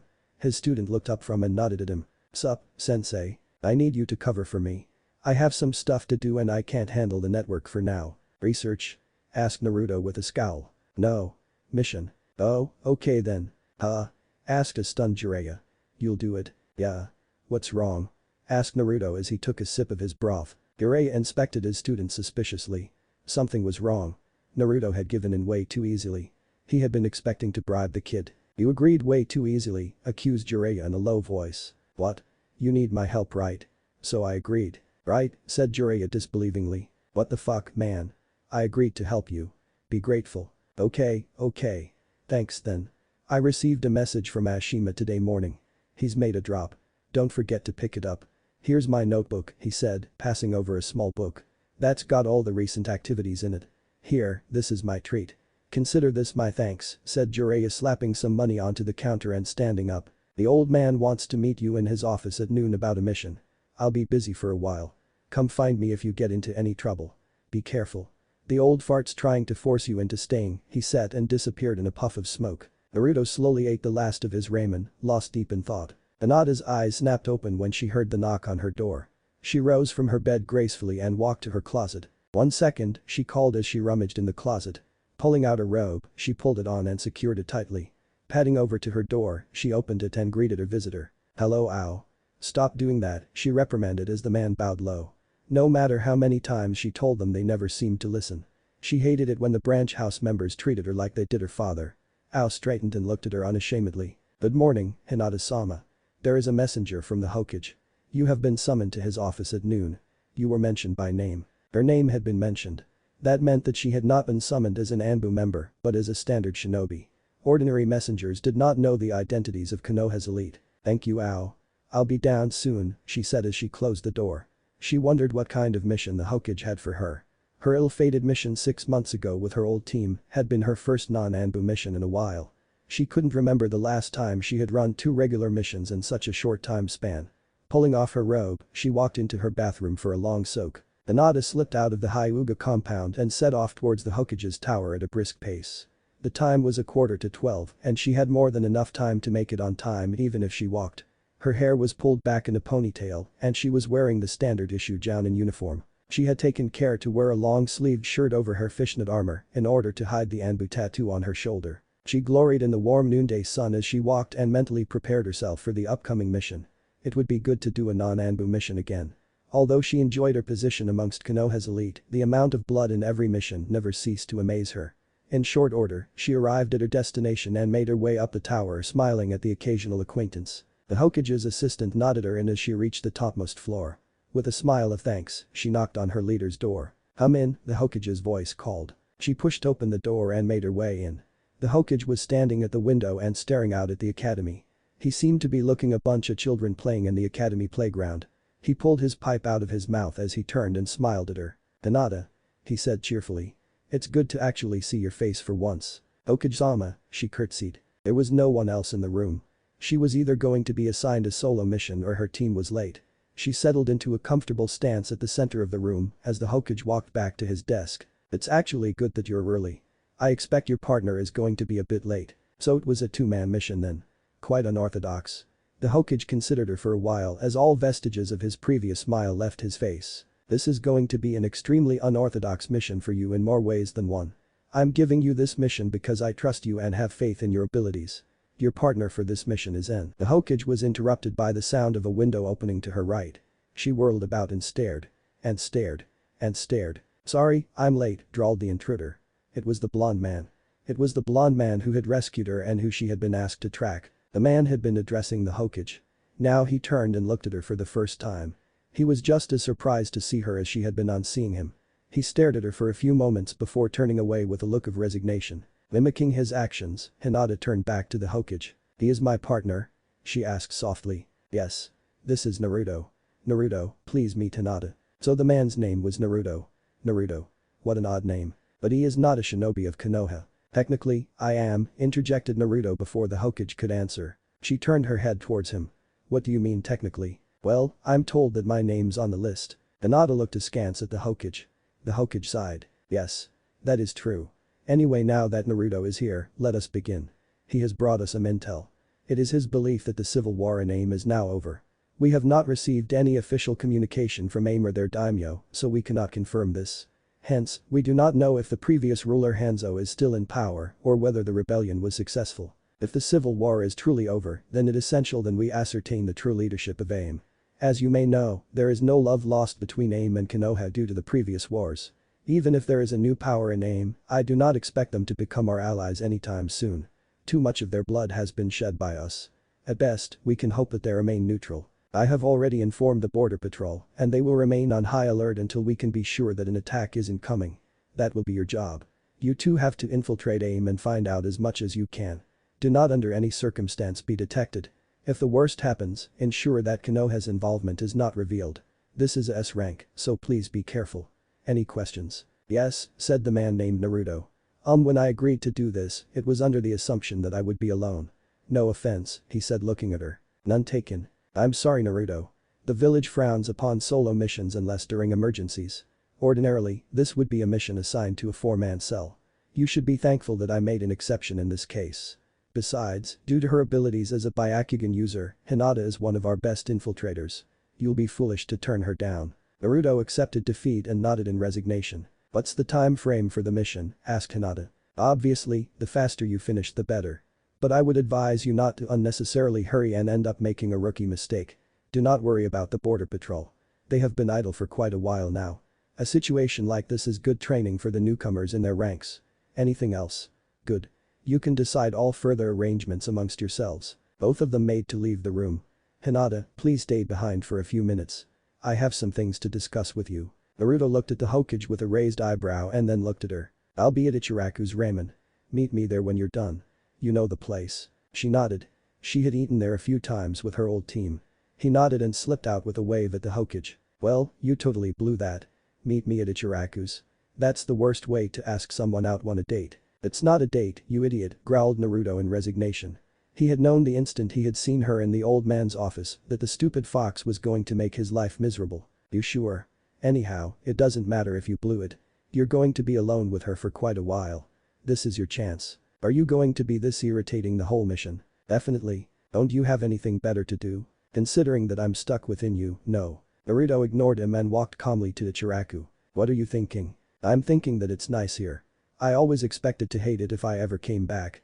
For some reason, that's not the case. Rather than hate, for some reason I'm feeling nostalgic. Don't get too attached. Nobody knows that you are back in the village. Who knows how they'll react to you once your presence is revealed. I know. But I was just thinking, said Naruto, his voice trailing away. What were you thinking? Why tell anybody I'm back? No one needs to know. What's wrong with you? You're not normally this naive. Or this optimistic. Sooner or later, it'll come out. Secrets carried by more than one person always come out. That is how the world works. Yeah. You're right, said Naruto, shaking his head. Don't know what I was thinking. Okage-sama, what is going on? Why am I being assigned a mission with him? Asked Tsunade hotly. Sarutobi considered her thoughtfully for a while before answering. Because both of you have shills that are suited for this mission. That is not what I meant. He is not a shinobi of Konoha. Why is he being entrusted with S-rank information? While it is true, Naruto was not trained in the village, he is truly one of Konoha. He has been running our spy network with Jiraiya for many years now. He is in possession of much more vital intel than THS-1 as well, and he has never failed us. He is trustworthy. The man Naruto ran the village's spy network with Jiraiya-sama. Okage-sama, who exactly is he? Sarutobi looked resigned. I was hoping it would not come to this. Know this about him. Naruto was born in this village to shinobi parents. He left the village at a young age to be trained by Jiraiya in the ninja arts and the art of information gathering.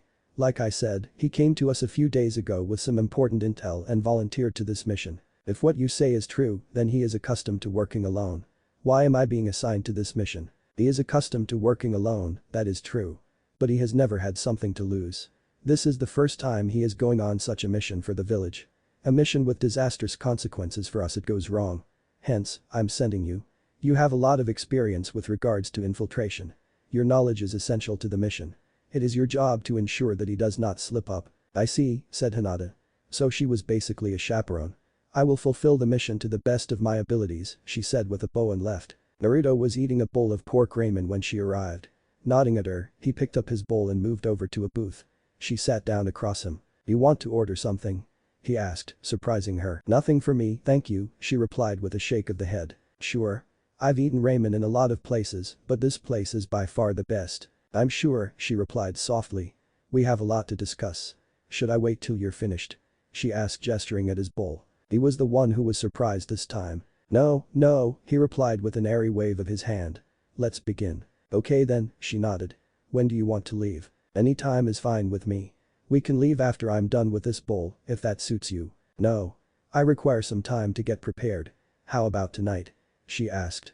They could have left the next morning just as easily, but her time in the Anbu had ingrained a love for darkness into her. Sure, he shrugged. Since you volunteered for this mission, do you have a plan in mind? He looked at her for a while without replying.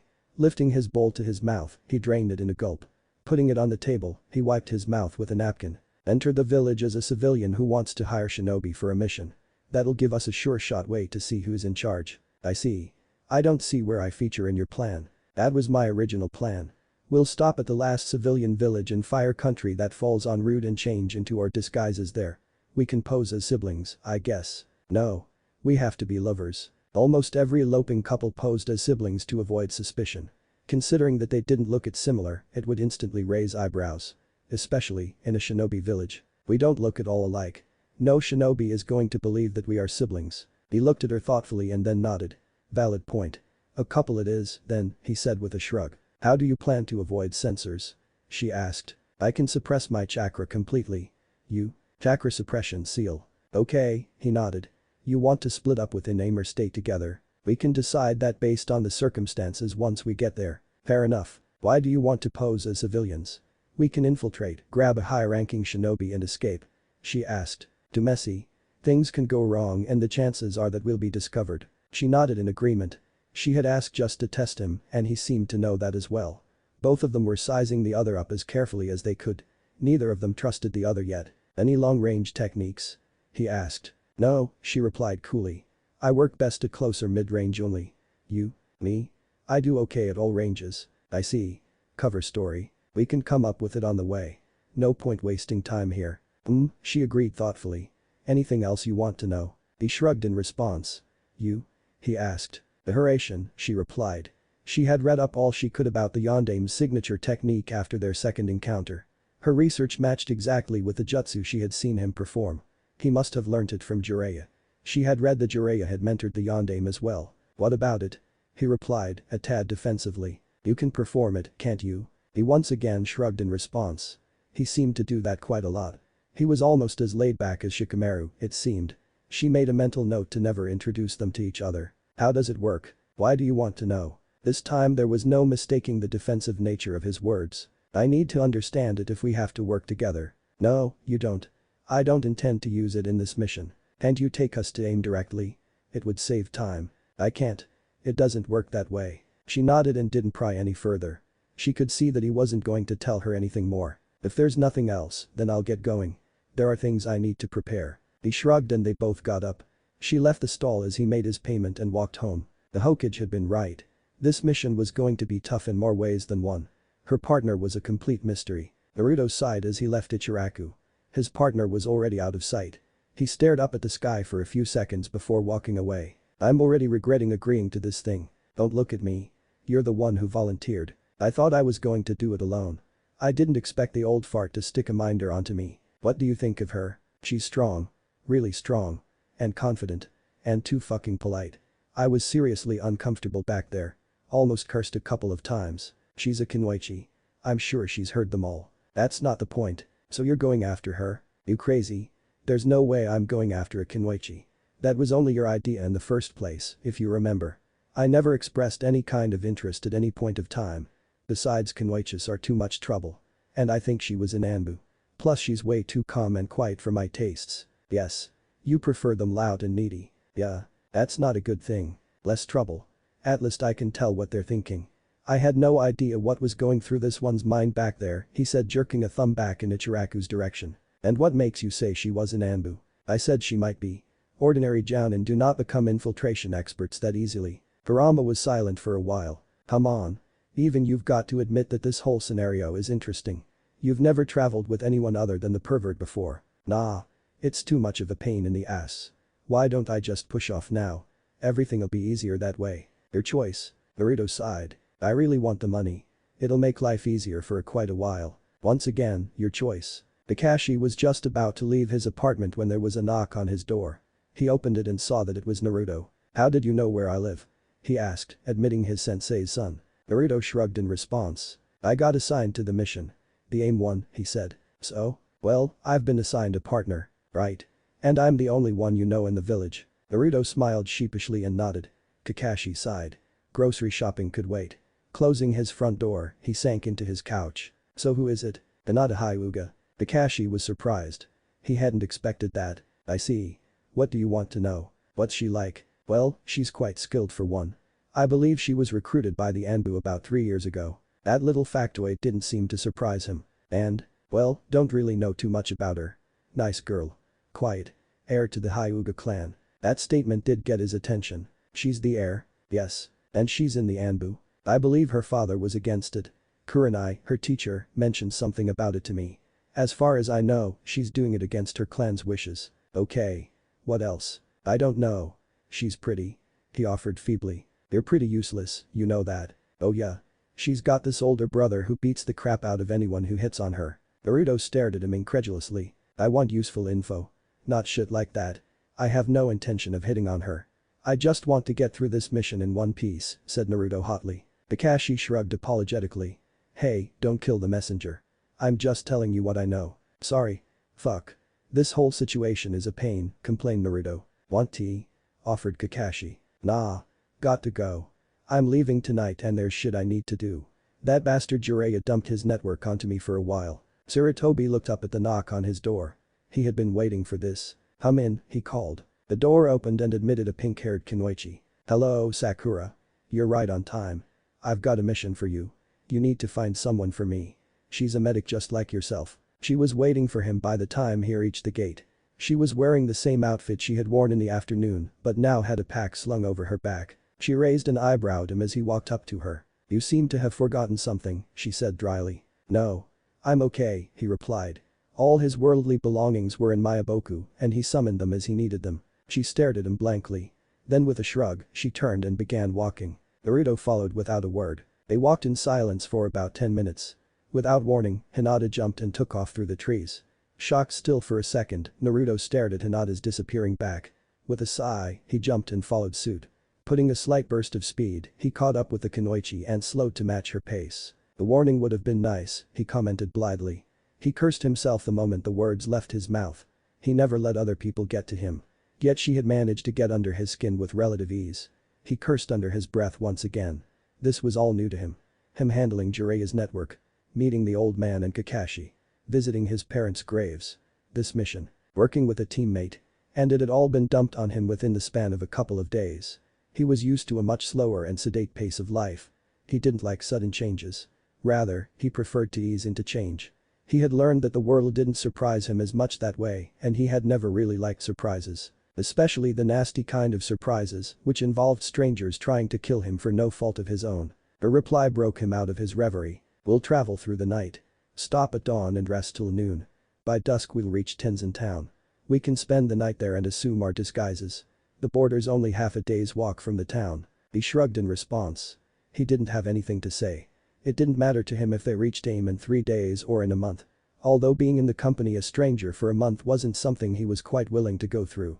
Especially when said stranger was quite cheesed off with him. What?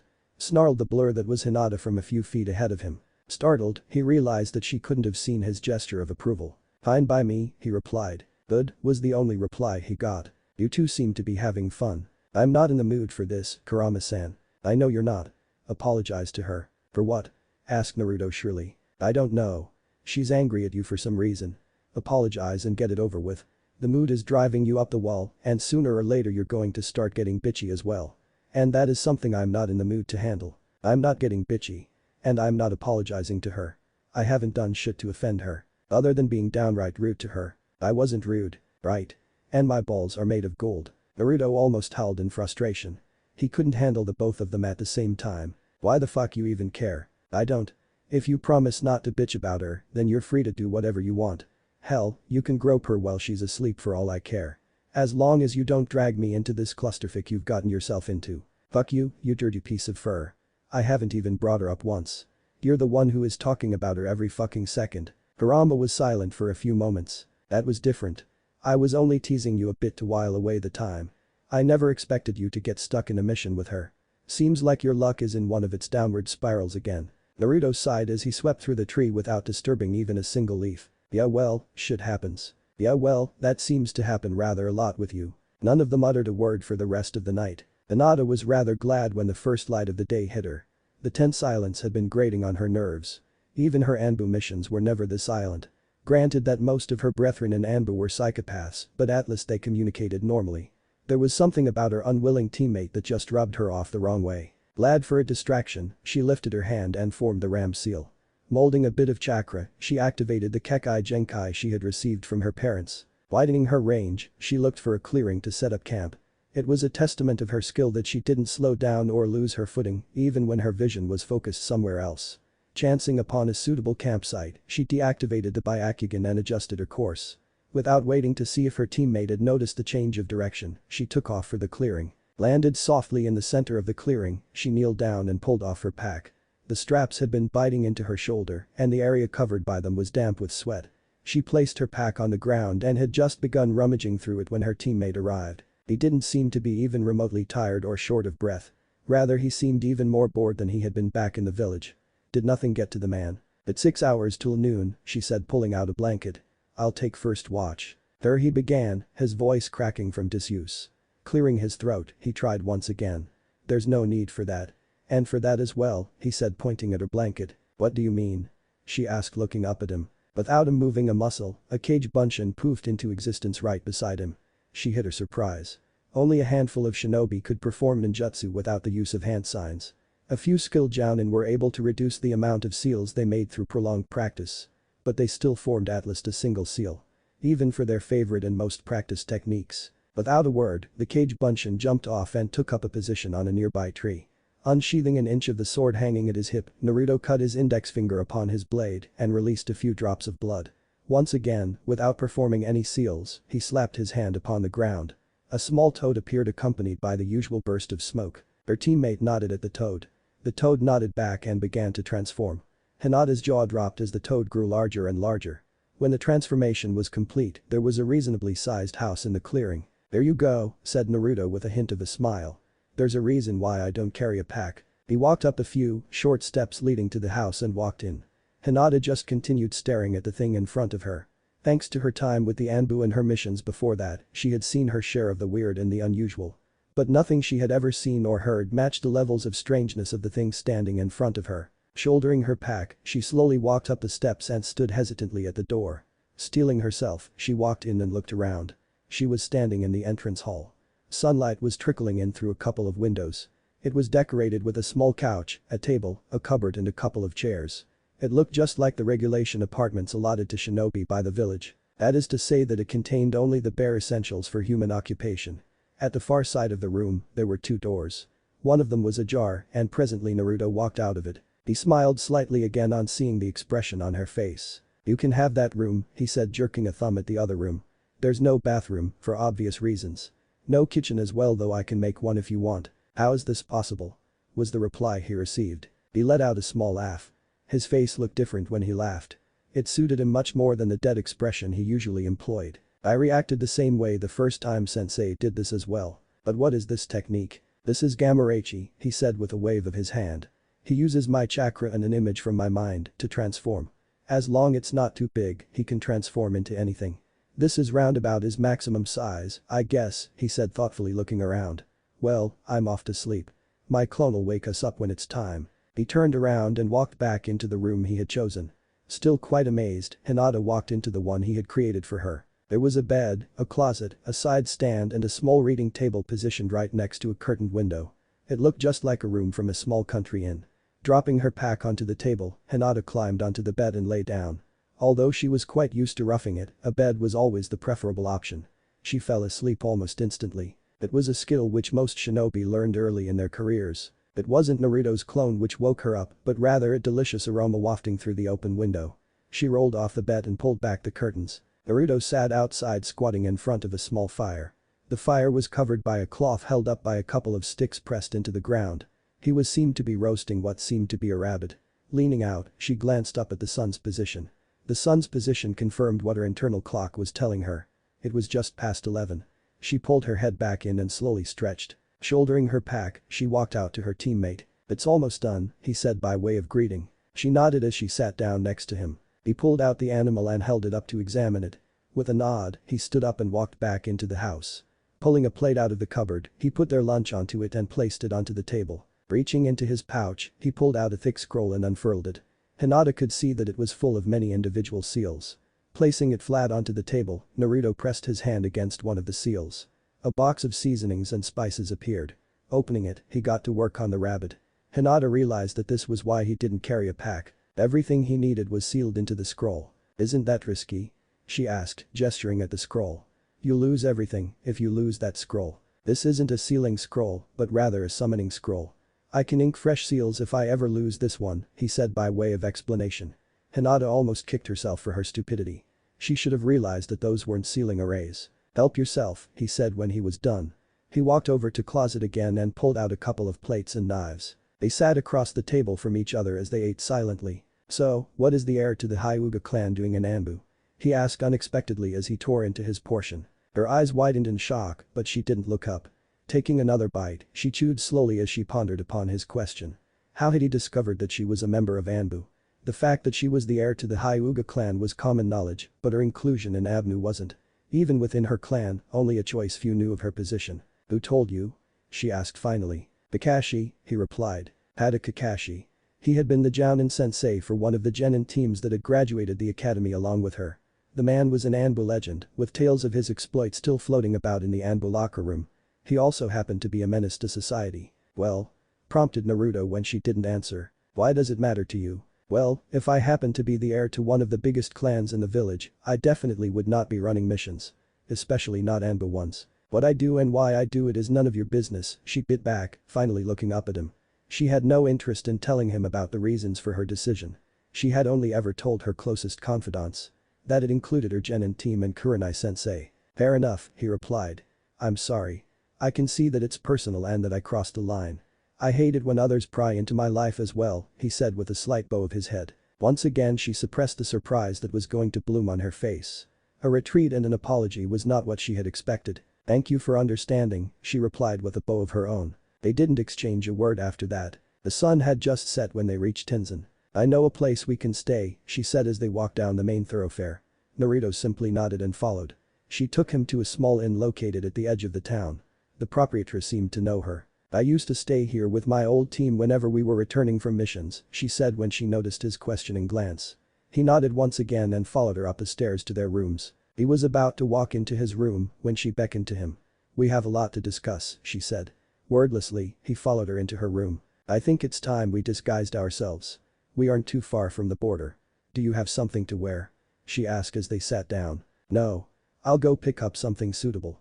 What do you want to pose as? The farmer and his wife. Sounds good to me. We need to figure out a backstory as well. We're going walk the rest of the way, right? We can figure it out before we reach the border. He could see from her face that she was wanted to argue. But she didn't. Okay, she said turning away and indicating quite clearly the conversation was over. As he got up, she reached into her pack and pulled out a seal. May I see that? He asked as he realized what it was. Wordlessly, she handed it over to him. He held it up and observed the array that was inked onto it. It was a chakra restriction seal. It also happened to be quite crude and amateurish.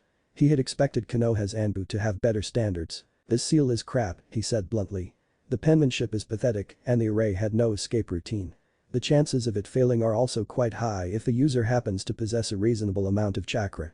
Is this what the infiltration cell of the Anbu use? He had expected his statement to anger her, but rather what he saw on her face was acceptance. We lost our team of Yuanjutsu specialists a few months ago in a botched mission.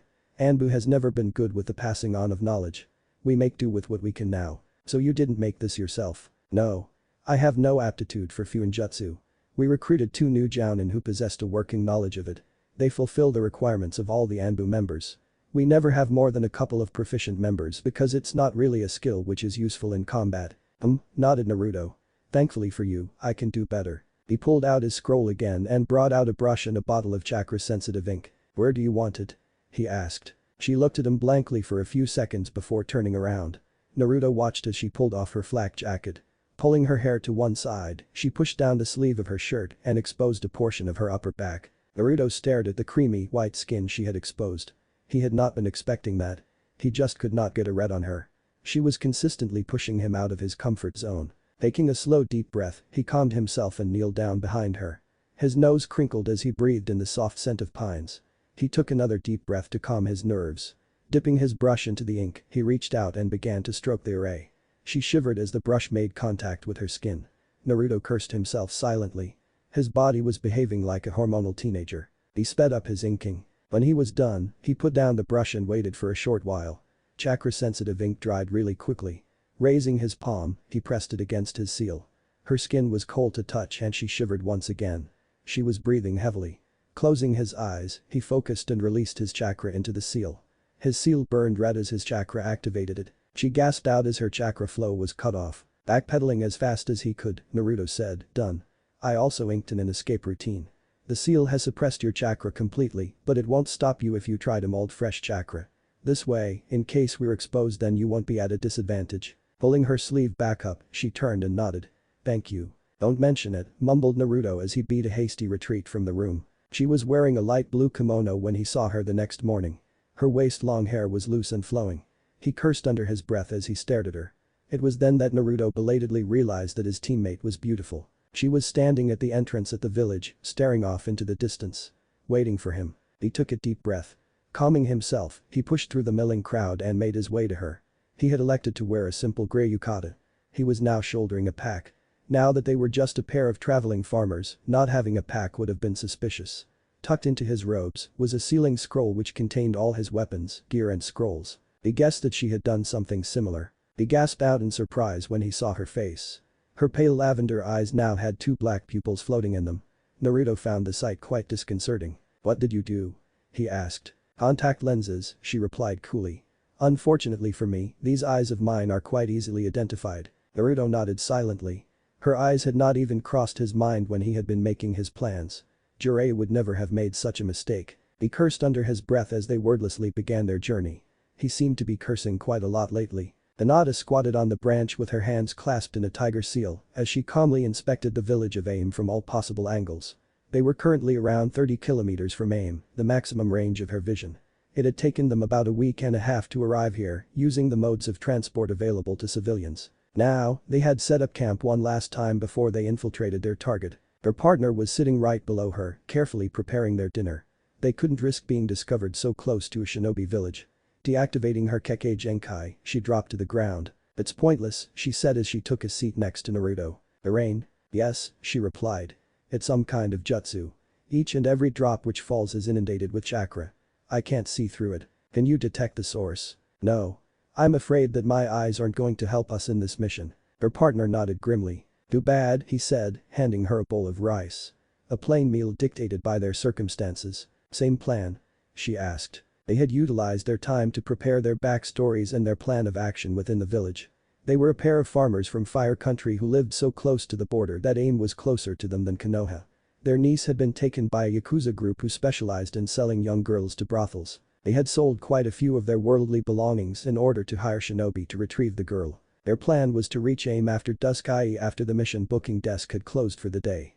They would split up and make discreet inquiries that night and venture to the mission booking desk the next morning. If they required further information, they were planning to grab one of the shinobi assigned to their mission once they left the village. Too late to make a new one. She nodded and wiped off the sweat on her brow. Her internal clock told her that it was just past noon. She looked up and glanced at the sun's position in the sky to confirm it. They had to wait for 6 more hours before they could start moving. "My name is Akira Toriyama and this is my wife Aoi. We have a mission for the village." The two guards stared at him, sizing him up. Then, dismissing them as simple civilians, he let them through with a wave. Naruto blinked in surprise as they were let through. Jiraiya-sensei had told him that AIM was extremely paranoid about infiltrators and didn't let anyone through without a series of checks. Something was off. It could be a trap. "Can you tell us of a place to spend the night?" asked Hinata. "Second right. Plenty of inns there," replied the guard curtly. They both bowed in thanks and walked off before the guards could change their minds. Naruto remained on guard. He knew that Jiraiya's intel was rarely incorrect. They must have set up some other security measure. Something which they were so confident of that they didn't need to resort to anything else. In preparation for the checks, they had left their storage scrolls back at their campsite. Naruto had inked a summoning seal onto both the scrolls and inked it to his blood. He could summon their gear whenever they needed it. Pulling the hood of his cloak tighter, Naruto looked around at all the people milling about. The rain did not seem to be a deterrent to the people of AIM. Civilians and shinobi were thronging the street and going about their business as if it were a normal day. Naruto couldn't imagine living in a place where it always rained. He didn't mind rain, but he definitely did not enjoy too much of it. AIM was dissimilar to other shinobi villages in many ways. For one, he had never ever seen such tall skyscrapers anywhere else. The architecture told him that the village was heavily industrialized. That in the incessant rain. He was sure that it served some purpose. He itched to figure it out before they left. Walking slowly, they entered the first inn they came across. Booking a room was a simple enough task. The proprietress did not even bother asking them for their names. Secrecy was valued in all the shinobi villages. It had just struck 7 when they entered their room. Pulling off his drenched cloak, Naruto waited for the proprietress to leave. "That went well," he said when he was sure they were alone. Hinata nodded and started drying her hair with one of the room's towels. "Too easy, in fact," she replied. "I know. Be on guard." "What's the point?" asked Naruto looking at her hair. "It's going to get wet again." Hinata just shrugged. Naruto sighed. He once again had no idea what his partner was thinking. "I'm off," he said as he walked towards the door. "I'll be back by 11. Be careful." "Yeah," she replied. "I'll be heading out as well." Naruto nodded at her as he closed the door. "Fuck," his opponent shouted as Naruto downed his 11th shot of vodka. The alcohol burned down his throat as he swallowed. With a cry of triumph, he slammed down his shot glass onto the table. "Eat that, you cocksucker," he shouted. His opponent was named Fuusuke. Fuusuke was a young shinobi who seemed to be about the same age as Naruto. The AIM nin was so drunk that he was barely able to grasp his glass. Which was exactly what Naruto wanted. He was sitting at a table with 6 AIM shinobi, all of them in varying states of drunkenness. 5 were genin and 1 was a chunin. Which was also what he wanted. "I'm out," Fuusuke slurred out. "My girlfriend will kill me if I don't get home tonight." "Man, you've got an incredible tolerance. It's genetic." "My dad could down 15, said Naruto. In reality, what he had was a gigantic chakra monster sealed within him which burned away all the alcohol from his bloodstream. "Come on. Pay up," said Naruto with a grin, holding out his hand. The defeated Nin groaned as he handed over 20,000 ryo. "This will be useful," said Naruto, patting the pocket where he had placed the money. "You shinobi are expensive to hire. You're here to give out a mission?" One of the other shinobi asked. "Yeah. My niece has been taken by Yakuza." There were 6 sympathetic winces around the table. "She was my brother-in-law's daughter. My wife's all broken up about it. She'd been crying all the time since the kidnapping. In fact, I think she was crying again when I left my room. Should you be out drinking then?" "Nothing I say cheers her up. So why bother? Besides, tomorrow I'm going to use all my life savings to save a girl I don't even like. So here I am getting sloshed." "Hey, don't blame us, man," said Fusuke apologetically. "The rates come from the top," he said pointing upwards. "Your leader lives upstairs?" asked Naruto, eliciting 6 drunken chuckles. No. Pain-sama lives in the highest tower in the village," said the Chunin by way of explanation. "Pain-sama? That's a weird name." His companion shrugged. "What kind of guy is he?" Fusuke let out a gurgle and clamped a hand to his mouth. Standing up roughly, he ambled out of the bar drunkenly. The rest of them watched his go with amused looks. "What kind of guy is he?" "Well, no one really knows. He hasn't really been in charge long." Naruto nodded silently. It seemed that he owed Hitomi-san an apology. Her guess had been perfect. Jiraiya-sensei was going to be quite disappointed. He had really respected Hanzo. "Well then, I'll decide for myself when I meet him tomorrow for the mission." His companions broke into laughter at his naivety. "There's no way you'll get to meet Pain-sama with a mission like yours," one of them guffawed out. Naruto shrugged good-naturedly. "My bad. I don't know how you shinobi work." "Then who will be meeting tomorrow?" "The jounin in charge of the mission's desk. And maybe Angel-sama, if you're lucky." "Angel-sama? She's Pain-sama's right hand. She comes to the mission's desk once in a while to oversee the work." Nodded Naruto, taking a sip of his drink. "Hey guys," shouted Fusuke as he stormed back into the inn, all signs of drunkenness gone. "The rain has stopped." There were shouts of astonishment from everyone in the bar. As one, they all stood up and began to run out. "What's wrong?" he asked as he stood up as well. "Curfew," replied one of his companions. "Pain-sama controls the rain. There must be some kind of emergency. You better get back to your hotel as fast as you can. And don't leave it until it's raining again." Naruto cursed under his breath as he left the inn. He knew exactly what the emergency was. "Kurama-san, find her." "Yeah."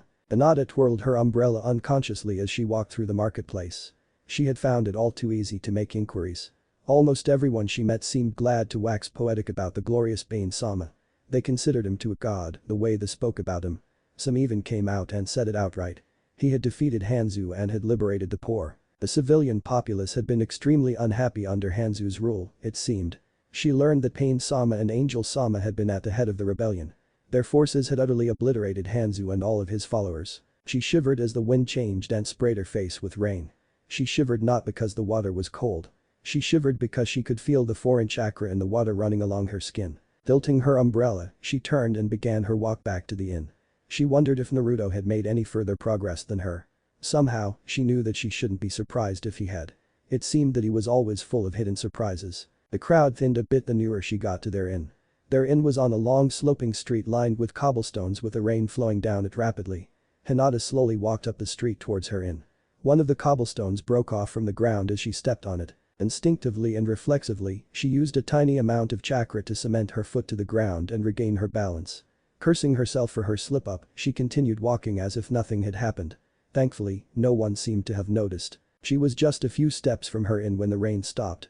There were gasps and shouts of astonishment from all the people on the street as they stared up at the sky. The sky was clear and they could all see the stars. The rain had well and truly stopped. She watched as everyone in sight began running. Windows were being shut and bolts were being slid into place. Increasing her pace, she slid into her inn just as the proprietress came rushing down the steps. "Thank God, you're back," she called as she locked the front door. "What's going on?" asked Hinata. "Curfew. Till the rain starts again, the village is in curfew." "What? Why?" "That's how it is. Has my husband come back yet?" "No. I let him in if he turns up. But he better do it soon." Hinata nodded and hurried up to her room. A curfew right after their arrival was too much of a coincidence.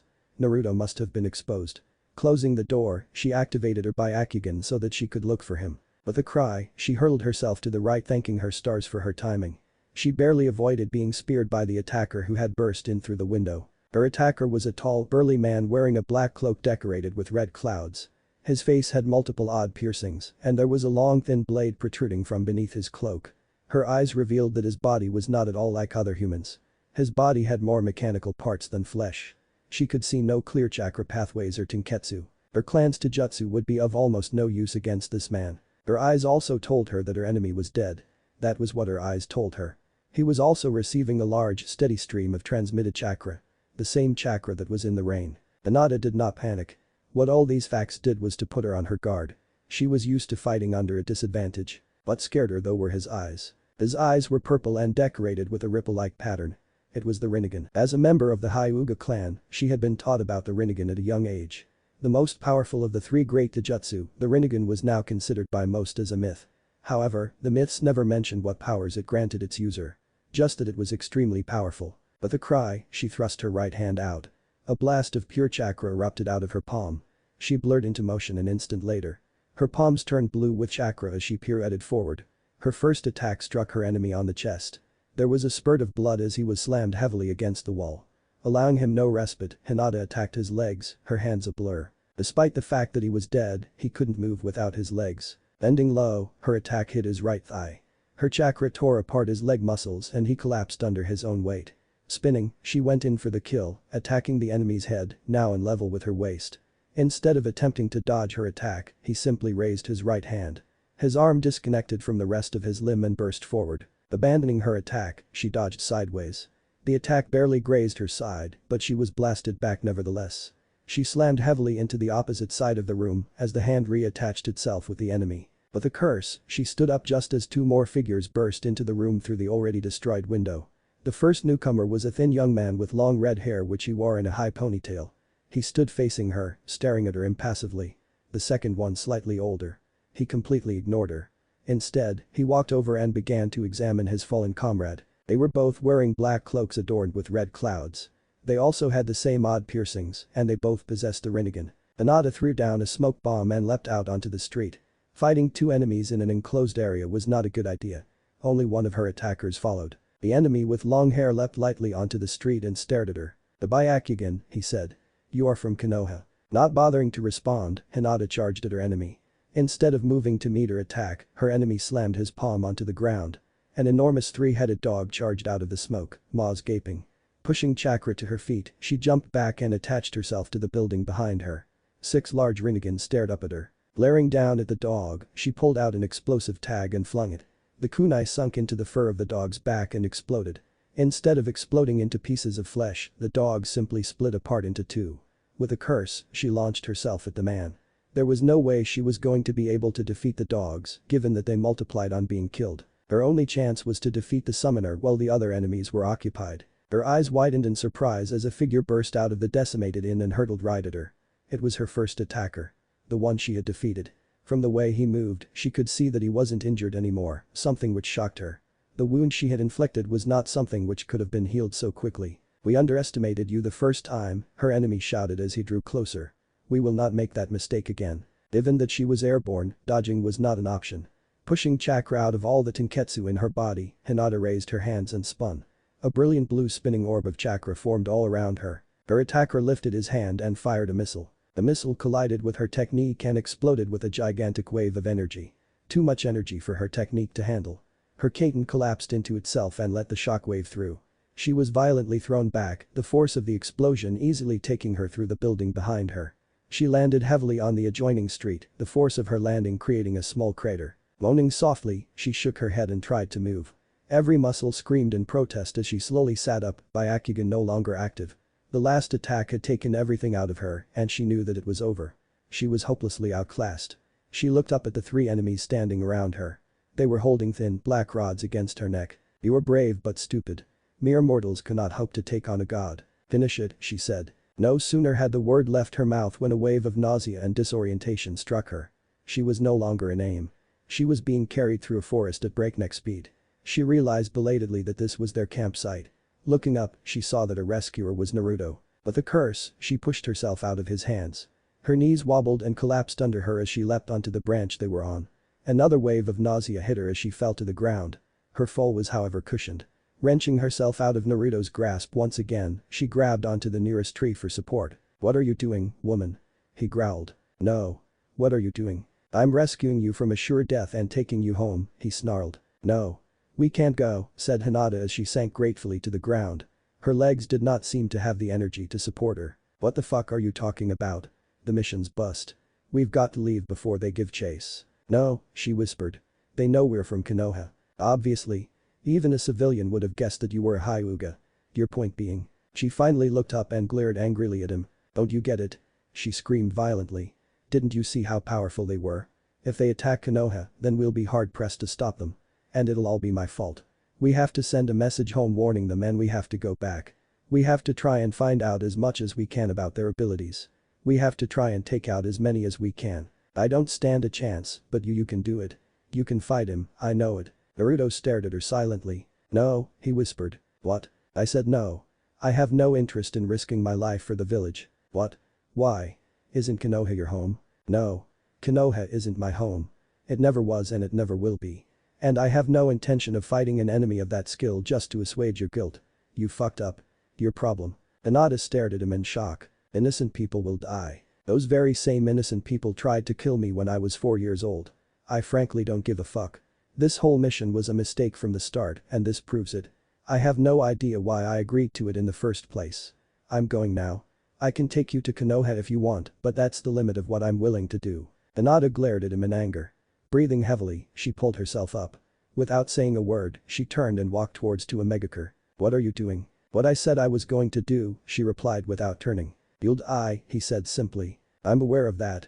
And unlike you, I'm not a coward. I came to terms with the fact that I was going to die an early death a long time ago. I may be a coward, but that doesn't change that fact that this is pointless. You'll die a pointless death. No. I'll die a shinobi's death. I am confident enough of my abilities to know that I'll be able to figure out a bit more of their abilities and that I'll be able to send out a message with it. Beyond that, I'll try my hardest to take them out with myself. Why? I don't understand. Konoha does not deserve. She turned around and roared, what the fuck do you know about Konoha, you coward? This has nothing to do with deservedness. I'm willing to die for the village because it's my home. And because it's the only thing which stands between death and my loved ones. And for them, I'm willing to do anything. Go. Just go and warn them of what's coming. He tilted his head to the right and looked at her blankly. I see. Trying to convince you is pointless, he said as he turned. Goodbye. I'll inform Konoha of your decision, he called as he walked away. Tsunade didn't say a word. She silently waited for him to leave. Then she turned and began to run towards AIM. Sakura cursed heavily as she sat up in her bed. The perennial noise of the ever-blowing wind was disturbing her sleep. That and the ridiculously dusty bed she happened to be sleeping in. No matter how hard she hit it, there somehow seemed to some more dust in it. One of the drawbacks of being sent to a mission in the land of the wind. Cursing again, she got up and began getting dressed. It was just before dawn and frankly she had no interest in lying in that dusty bed any longer. In a few minutes she was ready to leave. Ready to go meet the most famous medic nin in the world. Settling her dues at the inn, she set off through the town at a sedate pace. The information she had been given was that Tsunade was currently residing in the estate of a local nobleman. A couple of inquiries at the inn had informed that the estate was located in the rural outskirts of the town. If she was slow enough, it would take her the better part of 5 hours to get there. And that suited her perfectly. From the stories she had heard of Tsunade over the years, she did not expect her mission target to be an early riser. Her estimation had been reasonably accurate. It was about 11:30 when she actually reached the estate in question. A glance at the gates was enough for her to discern that the nobleman in question was unimaginably well off. The wall surrounding the compound was tall and forbidding, as was the gigantic arched gateway. From where she was, she couldn't even see the actual main house. Evidently, the compound was as large enough to justify the scale of the protective structures surrounding it. If she needed more confirmation as to the obvious wealth of the nobleman, the guards at the gate gave it to her. The sentries were no ordinary watchmen. And there were more than a few of them. Her eyes could count up to 15 men. Her reasonably experienced eyes told her that they had all received varying levels of shinobi training. Hiring shinobi for a mission in itself was extremely expensive. Hiring shinobi to be the personal patrolman of an estate was a luxury affordable only by elite of upper echelons of society. She evidently had to be at her best behavior in a place like this. She nodded at the guards as she reached the gate and slowly pulled out her identification papers and the missive the Hokage had given her. Wordlessly, she handed it over for their perusal. The guard who she gave it to went through it quickly. Wait here, he said, opening the small access door embedded in the gigantic wooden gates. Evidently her papers were being passed up the hierarchy. Her wait lasted for a whole 10 minutes before the guard returned.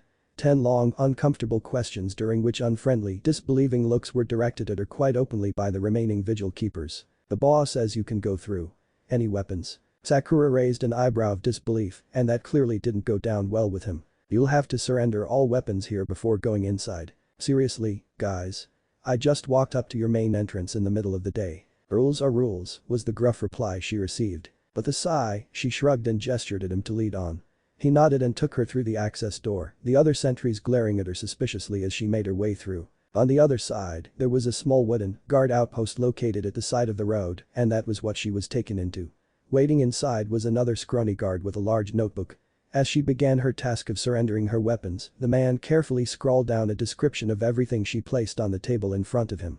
Her standard kunai and shuriken kit, her explosive tags and smoke bombs, her poison pouch, her stash of poison senbon. There, the first guard drawled at her once she was done. Seriously?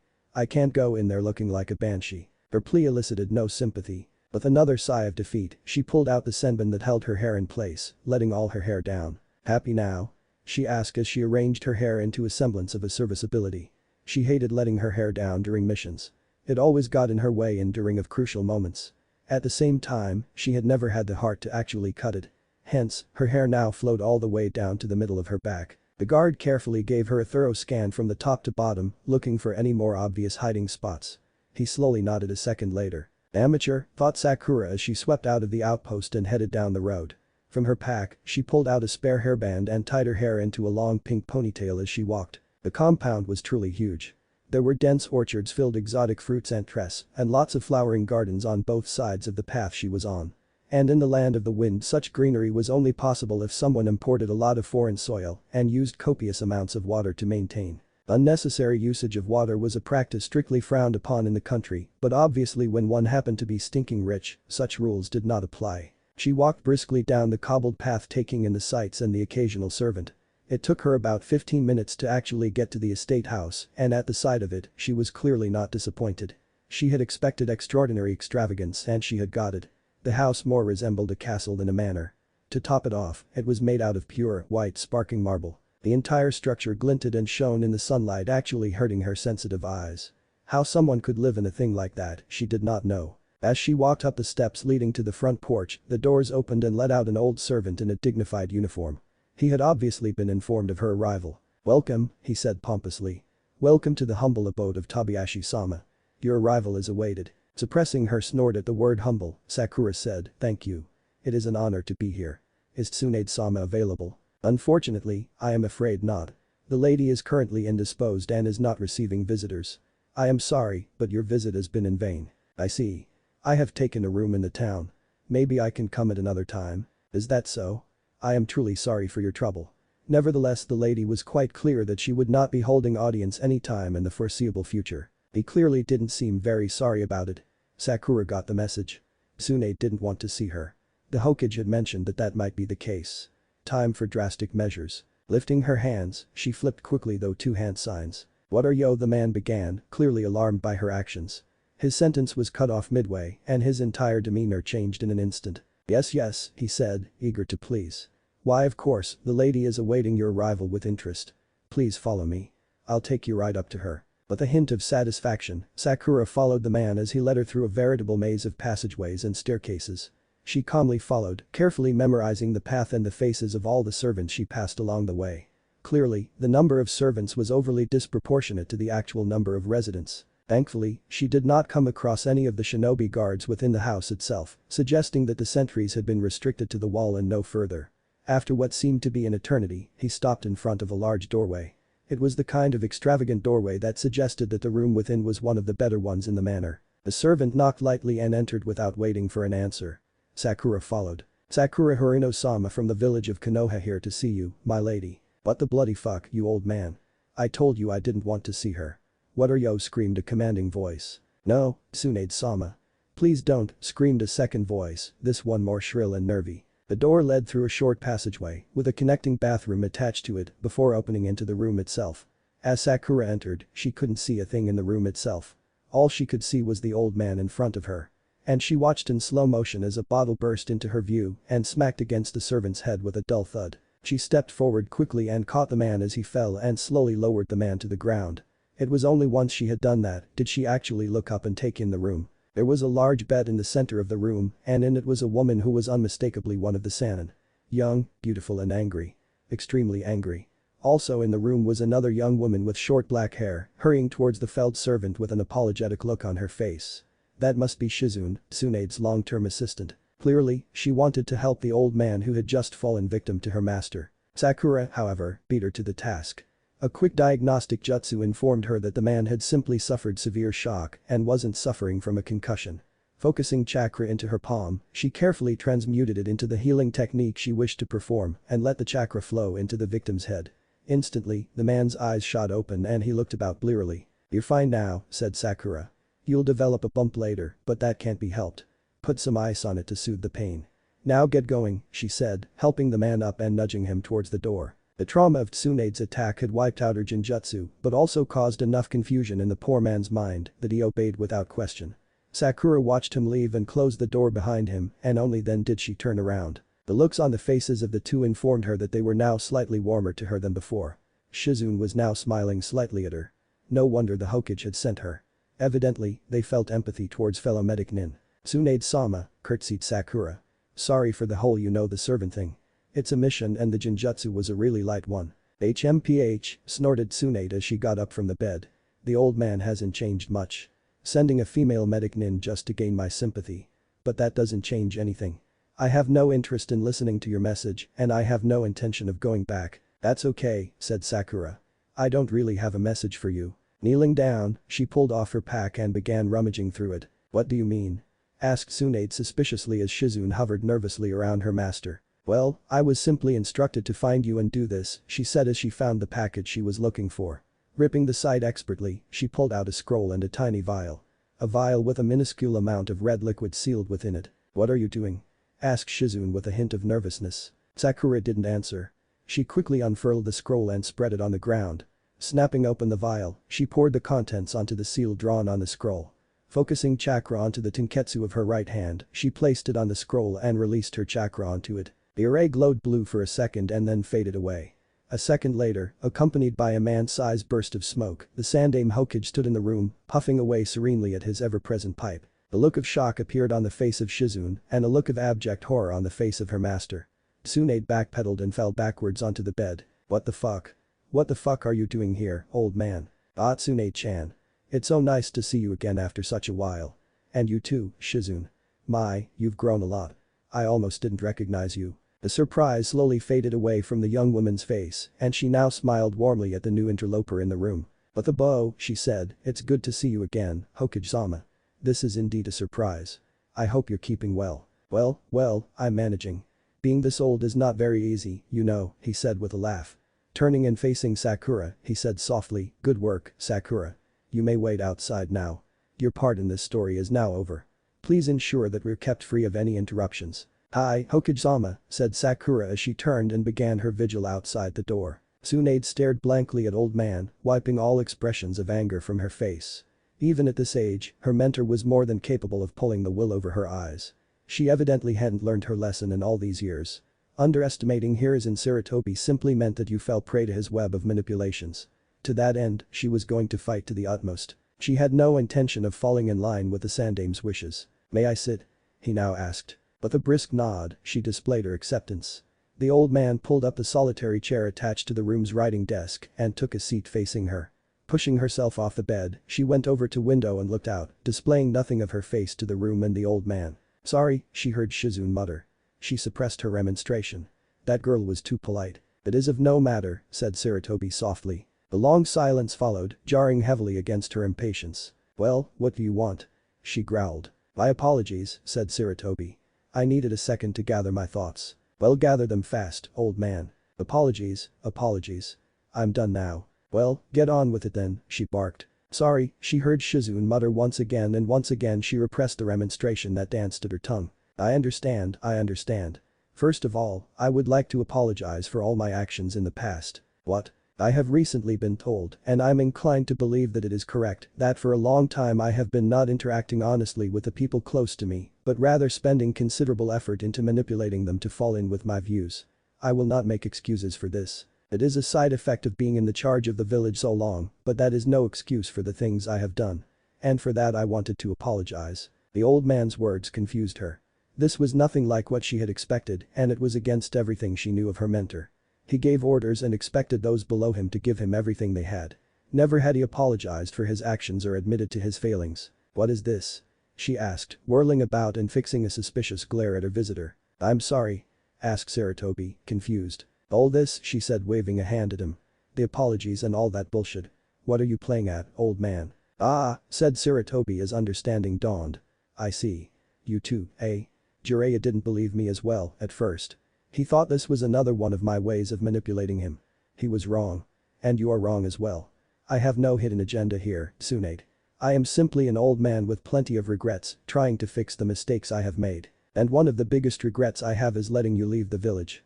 And that's why I'm here, trying to fix that." Tsunade wasn't fully convinced. One could never tell with the old man. "I can tell that you still don't believe me. Understandable, given my past history. I don't blame you. If the wacko was still here, even she would be surprised by the things I've done. Look, I'll be frank. I want you back at Konoha. I need you there. The village needs you there. The citizens need you there." "No. That was my answer all those years ago and that hasn't changed. My life as a kunoichi is over. I have no intention of changing that. I understand that and that is not what I am asking of you. I do not ask for your strength as a kunoichi. I do not ask you to run missions for me." "Then, your proposal. Your proposal regarding the medic nin training program. Even back then, I saw the weight of your idea. But back then there was a war going on. Such ideas are not for times of war. Such ideas are for times of peace. And what we have now is a time of peace. I do not know how long it will last for, but I will fight to my utmost to keep it going. And now the village has need of your skills. This peace won't last much longer and then war will be upon us again. And this time I have no intention of letting my village suffer again. Whatever I may be, I do learn from my mistakes. The village must remain strong even I'm gone, and for that I need you. I need you to finish what you started. Your project will save lives. Hundreds and thousands of lives. And that in itself is important enough for you to end this self-imposed exile of yours." Tsunade stared blankly at the old man sitting in front of her, slowly digesting the words she had just heard. The idea was tempting. Tempting enough for her to actually consider it. Her failed project was one of the many things she regretting not accomplishing during her time at the village. But that didn't change anything. "My answer still remains no. I have intention of returning to Konoha. If I may ask, why?" "Why? You ask me why?" she asked, crossing her arms over her chest and glaring down at Sarutobi. "I told you so why when I left.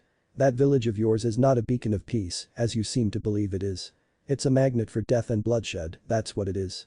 The existence of your village simply propagates and encourages further violence, and I have no interest in being a part of it." "I see," said Sarutobi as he looked at her with his ever-present air of superior wisdom.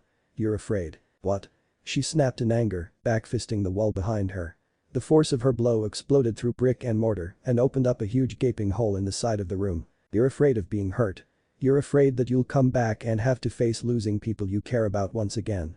You're still a coward, Tsunade. Even after all these years." Tsunade's bubble of anger collapsed within her instantly and was replaced with apprehension. Once again, she had been seen right through. "The people you care for are going to die whether you come back or not. We are a village of shinobi. Death is only constant we face and we are prepared to face it for peace. This country has prospered thanks to the blood we shed and you know it. There are millions of happy people in this country because of the losses we incurred and you know this too," said Sarutobi harshly, his voice rising. "You didn't leave because you were disillusioned with our system. You know as well as I do that in this crazy world of ours, it is the only way to maintain a semblance of peace. You left because you were afraid. And here you are cowering in a distant country while there are 12-year-olds fighting for their lives out there. Too afraid to fight for what you yourself once believed in. You're a disgrace to the memory of Dan and Nawaki. They shed their blood and died in the hopes that the village would survive and prosper, and here you are whiling away the rest of your time drinking and gambling," roared Sarutobi. "I know I have made mistakes. Many mistakes. And those mistakes have cost lives. Many lives and caused a lot of hurt, but I never ran away. Every day, I learn from my mistakes and try to do better in their memory. That's why I can't stop. I don't deserve it. I don't deserve peace of mind after all the things I've done and all the blood I've had shed. My only solace is that the innocent are happy. And prospering. That is my solace." Sarutobi's voice slowly trailed away. Silence followed his words. A deep, tense and a guilty silence. "This was a mistake," said Sarutobi softly, getting up. "What would you have me do?" mumbled Tsunade softly. Her life was filled with mistakes she had made and regrets she suffered. Things she had told no one. Things she had been hiding away for years. things she had been too afraid to face for years. And Saratobi had uncovered all of them in the span of a minute. Saratobi looked at her with firm eyes. "Come back and finish what you started." "I can't." "You can. You have to." "No. I mean, I literally can't," mumbled Tsunade. "My hemophobia. My fear of blood. I still have it. I am of no use to you as I am now. A medic nin cannot fear blood." "HMPH," snorted Saratobi. "Such phobias are a construct of your mind. A method to facilitate an escape from things you do not want to do. You should know that much better than I do. You are the greatest medic nin this world has ever seen, and even you couldn't save Dan. Death comes to all of us and death cannot be conquered. Do not let one failure scare you away from your duties. You can still prevent others from losing their loved ones and shield them from the hurt you suffered. If you really wish to do so, then you will overcome this fear. I have seen you take on armies without a shred of fear. I know you can overcome this as well, if you truly wish it. If you can't do it for yourself, do it for this poor girl," he said, gesturing at Shizune. "This girl has followed you everywhere and put up with all your failings for all these years with nigh of a complaint. She deserves better than the life of an aimless nomad." Shizune gulped and stared at her with wide eyes. "Okay," nodded Tsunade after a long pause. "I'll do it. I'll come back," she said softly. "Good. Very good. I'm glad," said Saratobi with a hint of a smile. "Take your time. I leave you to your thoughts. Sakura shall accompany you back. I'm certain that you like her." Saratobi disappeared in a puff of dense white smoke, leaving her to her thoughts. A single tear escaped from Tsunade's eyes and rolled down her cheek. "I'm sorry, Shizune," she said softly. Her student rushed up and into her arms. Soon, she broke into full-blown tears. "It's okay, Tsunade-sama. It's okay," soothed Shizune. Hinata stared at the village of Aim through her Kekkei Genkai as she rushed towards it once again. The sensing rain that had caught her out the first time had still not restarted. She needed to get back into the village before it did if she wanted to have any chance of accomplishing any of her goals. She disabled her Byakugan and put on a burst of speed. The enemy with the Rinnegan must believe them to still be somewhere in the village and must be focusing all their efforts in finding them out. And that was her only chance. Her only hope was to isolate one of them and attempt to take him out. The one-on-one fight should be reasonably sufficient for her to make inroads into figuring out the power of the Rinnegan. The myths passed on through her clan stated that the Sage of the Six Paths, the first of the shinobi, had been the last known man to possess the Rinnegan, and his power had been touted as beyond legendary. And AIM had 3 such users.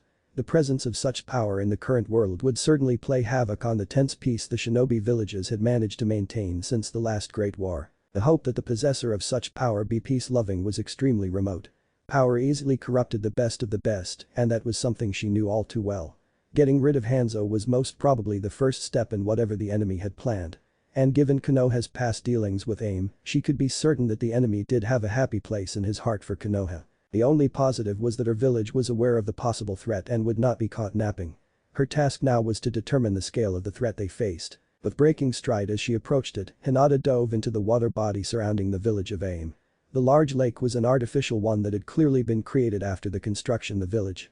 The source of the water was a fast-flowing river that fed into the lake at the far side of the village.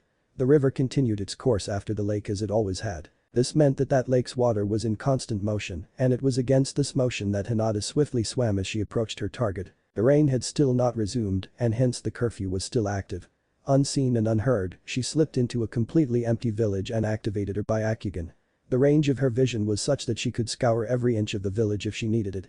Quickly and silently, she approached the nearest skyscraper and ran up its side with ease. The higher she was, the easier she would be able to find her targets.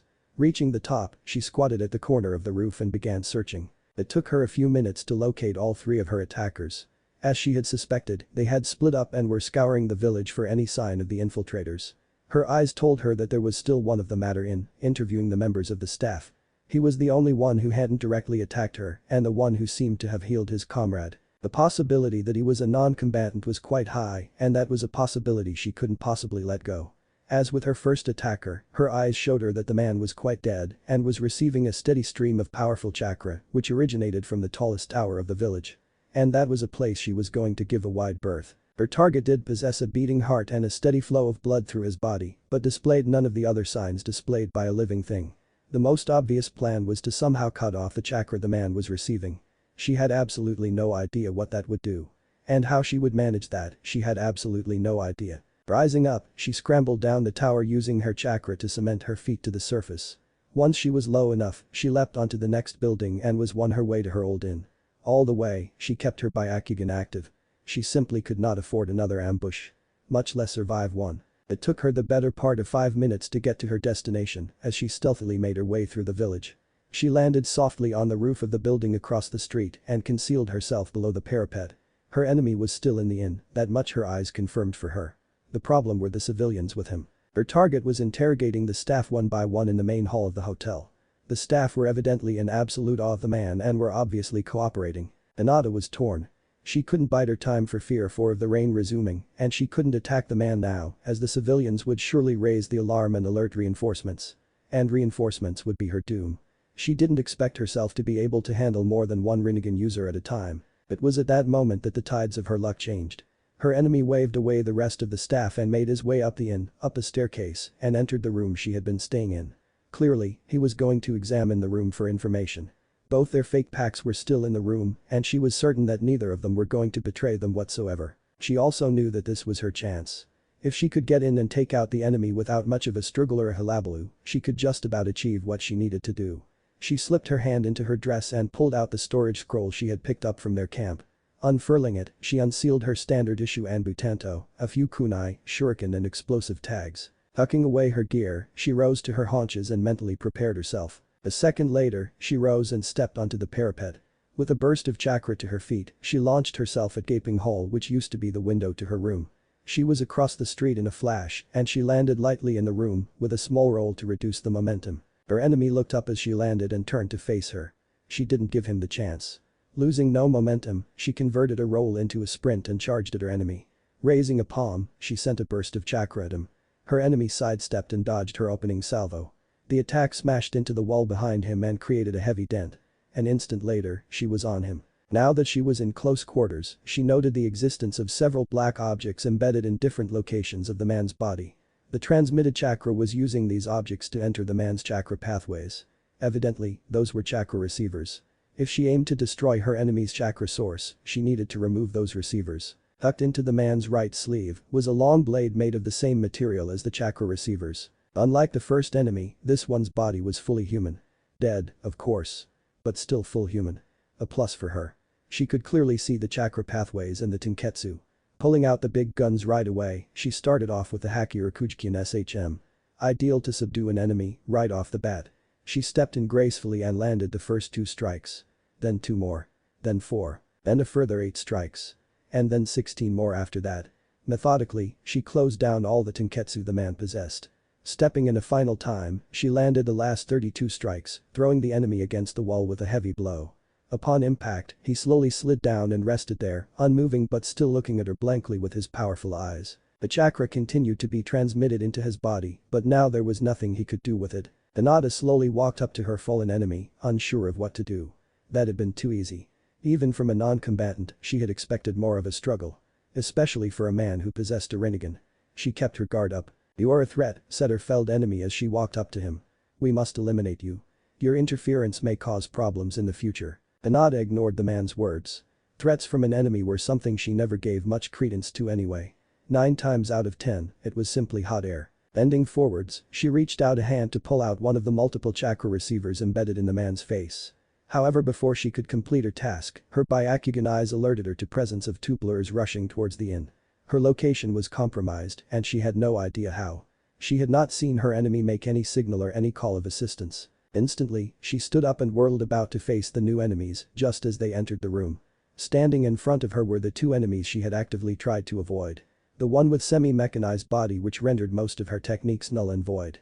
And the one who summoned a creature far too large and vicious for her taste. Knowing that she had failed at what she had come to do, Hinata slipped into battle stance.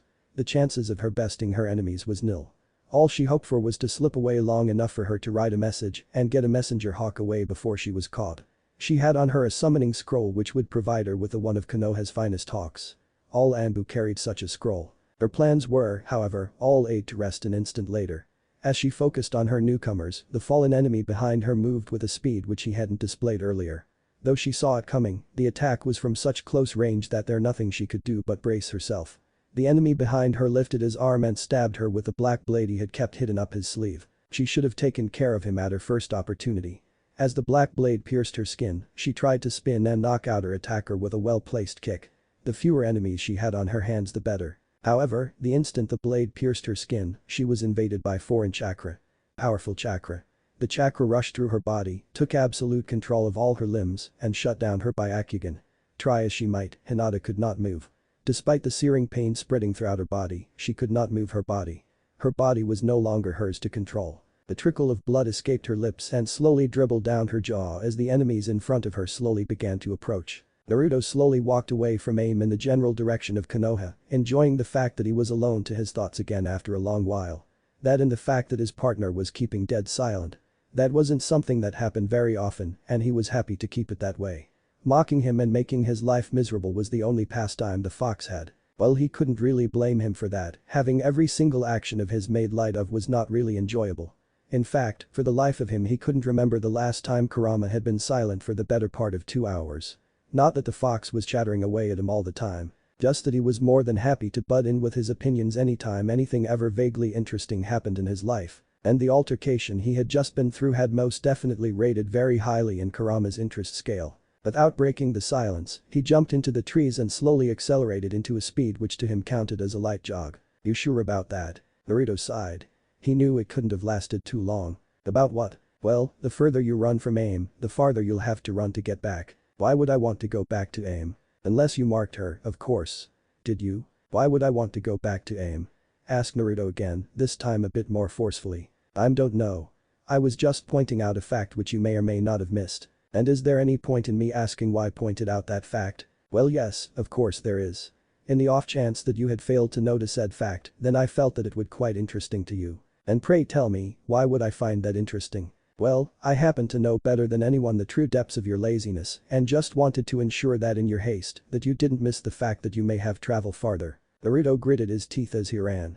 This is what happened every fucking time. Which brings us back to my first question, you bloody fox.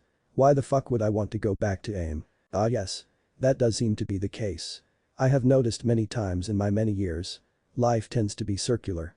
Events that have come to pass will most probably come to pass again at a later date. Your point being? My point? I was simply pointing out a fact of life that I have been privy to, if you'll pardon the pun. The pun? The point of my sentence was that I was pointing out a fact. Naruto refrained from hitting himself. Bodily harm was not going to help and it never had in the past. Thankfully, his partner quietened down. If he went down there and looked, Naruto was sure his partner was currently sporting a shit-eating grin. What now? Asked his partner after a sufficiently long gap in the conversation. Nothing. I head back to Konoha. Collect my money and push off. Eh? You sure about that? Why not? Well, they're not going to be too happy to see you, are they? You haven't got any information and you let one of their shinobi die. I never agreed to fight and I did get her out of there, didn't I? If she then rejects my rescue and rushes back in like an idiot, then what am I supposed to do? Kidnap her? Well, yeah. I do understand that. But my question is, will they? Most probably not. The old man'll be quite cheesed off, I presume. But that'll actually be a good thing. He seems to have an unnecessarily high opinion of me. This should clear that up and any possible tricks he has up his sleeve to get me to stay in Konoha. I didn't think of that. That does seem to be the case. But what of the pervert? What of him? He's not going to be too happy, is he? Naruto sighed. His mentor would be decidedly unhappy with his actions. No. He's not. He'll just say that as long as I could have saved her life, I should have saved her life. Well, you did save her once before. It is a tad hypocritical of you if you walk away now. It's not. How? Well, that time it was a bunch of half-wit jounin. This time it's a bunch with the Rinnegan. You see the difference? Well, if you look at it from a moral point of view, then no. Since when the fuck did you begin to have morals? Morals? Me? No, of course not. What are you insinuating? But I can, of course, view things from a moral point of view when I need to. That's the biggest load of bullshit I've heard in a long time. I'm hurt that you would say that. I was simply offering my humble opinion. Rose tinted with a shade of morality. Oh, get off your high horse. The only reason you're doing this is because you're interested in the Rinnegan. You want to know if these guys have any connection with that sage of yours. Not really. A glance was all I needed to glean that these guys are nothing compared to the sage. You wouldn't even have managed to escape if that had been the case. And that was where my interest ended. The Rinnegan is a Kekai Genkai. The sage's genes must have resurfaced somehow. He did have 2 sons, after all. Okay. I get it. I take back what I said. Good. I really dislike having aspersions cast on my character. Especially by the likes of you. Oh, fuck off, will you? Well yes, I can do that. But that won't change the fact that Jiraiya won't be happy. Naruto slowed to a halt and ran a hand through his hair in frustration. Fuck. He really won't be, will he? Yes. And neither will be the Hokage. Might not even pay you for this whole thing. That would be a shame, wouldn't it? Plus if the girl does somehow manage to get out a message before she bins it, you look like a right idiot when you turn up with Konoha with squat and they already have everything they need. Nah. That's alright. I can make do without the money. I always have. That may be so. Then there's also the possibility that the girl's clan might hold you responsible for her death and start a blood feud against you. Or whatever foolish customs you humans follow in such scenarios. Nah. That's alright. They'll never find me. Well yes, that may be so, but like you said, Jiraiya won't be happy. Damn. Sighed Naruto. He'll eat me alive. I really don't want to fight those guys. They seemed half decent. Your call. Do you think you can hide from Jiraiya long enough that he'll forget? Fuck. I have to go back, haven't I? It seems so. Didn't I mention that the further you run, the farther you'll have to run back? I have a knack for these things. Well, not really, muttered Naruto sheepishly. You did mark her. I knew it, you naughty boy. I knew you'd mark her the first chance you get. You really are more like the pervert than you let on. Fuck you, growled Naruto. I did it after I rescued her. In case we got split up during the escape or something. What escape? You could simply have teleported all of us to Konoha right off the bat. Arg. Groaned Naruto as he rubbed his face in frustration. There's no winning with you, is there? I just try to help. Fine, fine. I give up. You win. I really shouldn't have taken this mission in the first place. Damn the pervert for suckering me in with the money. I would suggest you get a move on. All this won't do a fat lot of good if the girl is dead by the time you get there. Naruto sighed. He really didn't want to fight. Especially in the getup he was in. Pulling out his scroll, he unsealed his gear and strapped them on. I look like a right idiot, he growled as he strapped on his blades over the farmer's kimono he was dressed in. I'm going to kill the pervert for getting me into this mess. Best of luck with that. That man is going to outlive all of us. Tsunade struggled against the foreign chakra controlling her with all her might, but all she achieved was an intense unpleasantness in her stomach. Her body was not handling her invasion very well. She moaned in pain as the blade in her was slowly twisted. She watched in resignation as the other two slowly approached her. This was the end. She was sure of it. She saw no escape from the inevitable. I let you out of sight for a minute and you get into this kind of mess, a voice she recognized and despised drawled from her right. She couldn't move her head or control her eyeballs, but she knew exactly who it was. How he had gotten there, she had no idea. Eh? This is really awkward, said Naruto sheepishly as the silence dragged on. I mean, I know that we now have to try and kill each other, but there's no harm in being civil about it, you know. He continued, rubbing the back of his head. The enemies remained silent and stationary, staring him down in silence. To his side, Hinata remained completely stiff and immobile despite the blood running down her face. Evidently, the black blade allowed the enemy of block the mobility of anyone it stabbed. Naruto made a small mental note to not touch the sword if he could help it.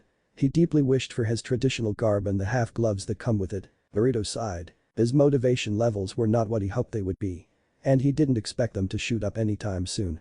Battles tended to bore him and tire him out mentally. The stronger the opponent, the more he felt the need to tap out. Not that he ran into deadly enemies on a daily basis.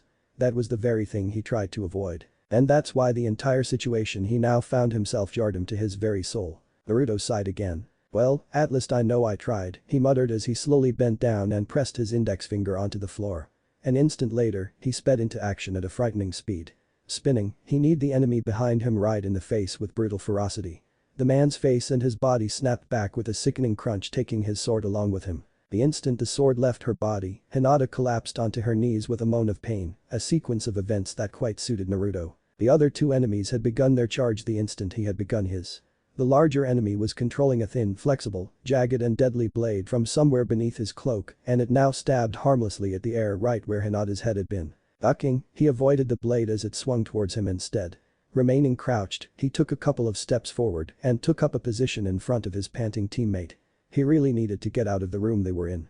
A fight in close quarters against two opponents was definitely not ideal when he had an injured teammate. He had to do something and do it fast because his opponents were almost on him. Forcing chakra to his foot, he stamped down hard on the wooden floor. The impact of his blow was such that the wood simply crumbled away like a burning piece of paper. Both of them fell through the hole he had created and landed on the floor below, him lightly and she heavily. On landing, Hinata once again collapsed onto her knees and coughed up globules of blood. But she didn't hang around. Her teammate's ploy was obvious to her. In an instant, she was up and bombing towards the window. Naruto slipped both his hands into two different pouches. His practiced fingers found what they needed instantly and he grabbed at them. Pulling out a standard issue kunai, Naruto slapped one of his many custom explosive tags on it. With hardly a glance, he tossed it up into the room he had just vacated and charged after his teammate. She wasn't moving as well she could thanks to her wound, but that didn't stop her from smashing through the window with her shoulder and bundling herself onto the street outside. He followed slightly more gracefully, feeling a bit bad for the innkeeper. He knew exactly how violent his custom-made were. As he landed on the street, a glance backwards told him that the enemies were mimicking their actions on the floor above. Burying their injured comrade, they burst out of the room just as his kunai exploded magnificently. The shockwave caught them in midair and they were thrown heavily against the opposite building. Naruto didn't wait and watch her try to estimate the amount of damage he had managed to inflict. "Come on," he called and rushed off. Jumping onto a nearby roof, he sped across the village, his heavily breathing teammate trailing behind him. Naruto wanted to get as much of a lead as he could before the enemies gave chase. Landing lightly on the roof of a 5-storied building, he dug his heels and came to a halt. This was as good a place as any to make preparations. For, one, there weren't any towering skyscrapers around messing with his view of the surroundings. Hinata collapsed heavily to the floor beside him, a dark red splotch slowly spreading across the back of the dress she was wearing. Unsheathing an inch of a sword, Naruto cut and drew blood from both of his index fingers. Slapping his palms on the ground, he summoned the toads he had in mind. With 2 large puffs of smoke, 2 large toads appeared in front of him. Both were about 10 feet tall, possessing the bulk to match their height. The one on the right was male, heavily armored and carrying a large deadly katana. The second was most definitely a female with a soft green-colored skin. "Amamuta-san, Gamapiri-chan," greeted Naruto. "I require of your assistance. I'm in kind of a sticky situation." "Gladly," boomed Gamamuta in a deep voice, slapping his armored chest in enthusiasm. "I haven't had a good fight in ages. How may I be of assistance?" asked Gamapiri softly. "You're exactly who I need," replied Naruto. Gesturing at Hinata, he said, "Get into her." The Konoha nin stared blankly at him. "What? Get inside her," repeated Naruto impatiently. "Her saliva has healing properties." Hinata glanced uneasily at the green toad. "No," she said firmly. "Look, there isn't time to argue." He, however, was rudely interrupted mid-remonstration. "Naruto-kun, you need to see this," boomed Gamamuta pointing behind him. Naruto whirled about instantly at the words of his summon, and what he saw did not hearten him. A giant gray-colored bird with a gigantic horned beak was speeding to the skies. Naruto didn't need to trace its trajectory to know that the bird had originated from around the inn they had just vacated. A second keener look informed him that the bird had 3 wings as well as 3 legs, in addition to the unusually dangerous beak it possessed. Alighting on one of the tallest towers in the village, the unusual bird scanned the skyline. It didn't take it more than a beat to spot them. They weren't exactly hiding, and the presence of 2 towering toads clearly made the task easier. With a loud caw, the bird pushed itself off the skyscraper and dove at them with gathering speed. A moment later, a giant 3-headed dog also entered his vision as it jumped onto the roof of a building. With a loud growl that reached them even at this distance, the dog charged at them, jumping over the rooftops rapidly. "Damn it," growled Naruto. "Piri, grab her," he ordered briskly. He heard a yelp of surprise behind him. With a backwards glance, he saw that Piri had captured Hinata with her tongue was drawing her in carefully. "What the fuck?" screamed Hinata.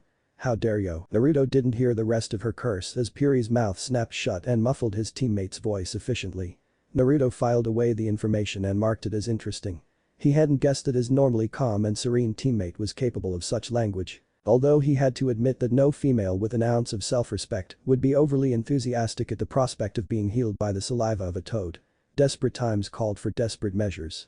Plus, he wasn't overly sympathetic as he squarely blamed her for getting him into this mess in the first place. "Muta-san, can you take care of that dog?" "With pleasure," boomed the summon. Whirling his sword, he charged off over the roofs to meet the dog midway. There were going to be a lot of angry complaints from landlords with regards to damage to their roofs the next day. Naruto focused his attention on the bird. He was sure Gamamuta-san could take care of himself. He knew better than anyone of the hardiness that his friend possessed. In his teenage years, he had sparred against Muta-san countless times. Snapping his hands together, he flipped through 2 hand seals. "Take her and hide, Piri," he called. "Find me once she is sufficiently healed." The green toad instantly rushed off as ordered. Taking in a long deep breath, Naruto prepared his technique and waited. He had no intention of giving the bird the time to dodge. That said, if he left it too late the enemy summon would most probably drill through the entire building with an beak of his. And that was something Naruto wanted to avoid. One of the few things he was proud of was the fact that the collateral property damage from his fights were never as severe as Jiraiya's. His mentor had absolutely no modicum of self-control. As the bird neared, Naruto could now make out its eye. Like the master that had summoned it, it too possessed a Rinnegan. Naruto calmly filed this piece of information away as well and labeled it under what the fuck. On. Renkin. A large, highly compressed bullet of powerful Futon chakra simply erupted from his mouth and blasted at the enemy summon. The bird simply had no chance of survival. His attack exploded magnificently as it hit, blasting the bird across the village. The poor creature cawed weakly as it flew uncontrollably over the roofs of AIM, its damage reaching critical levels. With another weak caw, the Kuchius failed and it returned to wherever it had come from with a large burst of smoke. Naruto watched as Gamamura-san collided heavily with the dog and landed a powerful slash with his blade as the dog snapped at him with its deadly maws. The attack sliced through the flesh with ease. However, instead of a spray of blood as Naruto had expected, the dog simply split itself into two separate entities, one with two heads and the other with the third. The two-headed dog snarled and grabbed Gamamura's sword with its jaws. The other launched itself at Gamamura, taking advantage of his momentary weakness. With a heavily armored hand, Gamamura blocked the attack and landed a strong punch to throw back the beast. Naruto knew, however, that his friend would not last long against two such enemies, especially if they could multiply themselves even further. He prepared to join and assist his friend. However, his plan was foiled by the fact that his senses informed him of a presence behind him. Turning, he found the enemy to be burly one with a long-bladed appendage. He had no idea how the man controlled it and frankly he wasn't even sure if wanted to find out. "You're good," he said appreciatively. "I didn't sense you until you were already here." For the first time, his enemy actually responded. "You're skilled. We have not faced such a troublesome enemy for a while." "I'm honored," replied Naruto. "I could say the same for you." There was a silence as Naruto slowly bent down and marked the spot he was standing. "Let's finish this. I'm getting tired of playing around." The enemy's face split into a wide and deadly grin. He lifted his right arm and pointed his fist at Naruto. His fist detached itself and projected itself at Naruto with great velocity. Naruto, however, was gifted with a speed greater than almost all others. Sidestepping neatly, he avoided the attack altogether. That didn't seem to bother his enemy one bit. With a deadly smile, he charged. Naruto drew his swords and waited. The man was fast, but he knew he was faster. He streamed Futon chakra onto his blades and waited. The world slowed down around him as he focused. The instant the enemy was within his range, his body sprang into motion, launching a perfectly timed and deadly counter with his katanas. His move was perfectly executed and his mind knew that it was going to land. His instincts told him otherwise, and as always his instincts never failed him. Just as his blades were going to cleave through the enemy's head snapped open like the lids of a box and revealed a cannon. At point-blank range, it fired. At that range, there was almost no technique in the world that could facilitate dodging or blocking. Naruto simply disappeared. Instantaneously he was back in the inn, standing on the collapsed portion of the floor that he had marked. He looked up and saw that the inn was still standing, albeit barely. His explosion had wiped out the upper floor completely and opened up a gaping hole in the side of the building. He now felt really sorry for the innkeeper. With a shrug, he teleported again. Back to the building he had been fighting on. The enemy was standing 2 steps ahead of the spot he had taken care to mark, scanning the ground below for any sign of Naruto. Behind him, Naruto could see Gamamura-san being battered by the 2 dogs. Naruto charged. His enemy was swift to react, a fact which surprised him severely. There was no way he could have known about or sensed his attack. "Naruto, behind you." Ducking under his first slash, his enemy attempted to backfist him. Naruto danced away with ease and glanced back. Bearing down on him was a black projectile thrown by the other enemy. The one, he guessed, who was in charge of the summons. He was running swiftly along the roof at Naruto, in line with the projectile. Ducking under the blade, Naruto stabbed at the newcomer casually with his sword, molding his Futon chakra. The enemy is still about 15 feet from him, but that didn't bother him at all. As he stabbed, Naruto molded his wind into a long, invincible blade of deadly sharpness. To him, it was almost second nature to augment the range of his swords. Somehow, the enemy guessed his intentions and jumped out of the path of his giant invisible lance. In a fluid motion, Naruto converted his stab into a slash directed at the first enemy, who had now turned and was lumbering a powerful punch at him. In his mind he labeled this one as Gorilla. And the other as Ponytail. Abandoning his punch, Gorilla slipped out his black sword and made to block Naruto's attack. Naruto grinned. There was almost no blade that could block his Futon chakra. This sentiment was proved wrong a second later. The instant his Futon lance made contact with the black blade, his chakra collapsed weakly onto itself, his flow of chakra disrupted. With a curse, Naruto jumped back and launched himself off the building. Mid-air, he sliced his finger yet again and performed yet another Kuchius. He was joined in the skies above the village of AIM by a gigantic toad wielding an equally large wakizashi. "Sup, Kichi," shouted Naruto at his most favored summon. "Mind helping Muta-sen out?" "Sure thing, Naruto," grinned Gamakichi, flashing a thumbs up at his summoner. "Try not to break anything," called Naruto as he landed on the side of a tower and glued himself to its side. Gamakichi landed heavily on the ground far below him with a gigantic thud and rushed to help his compatriot. Naruto looked back at his enemies. They were still standing where he had left them on the roof and were staring up at him blankly. "Everything about this is weird. Those two are weird. Their summons are weird. Those piercings are weird. And how the hell did that black sword of theirs block my Futon? And how did the first one know that the attack was coming?" The answer to your second question, I do have knowledge of. The Rinnegan is the father of both the Sharingan and the Byakugan. A possessor of the Rinnegan is able to view chakra as material objects. I'm sure he could see your Futon blade as you can see your own metal katana. As to how the big one blocked your attack, I am unaware.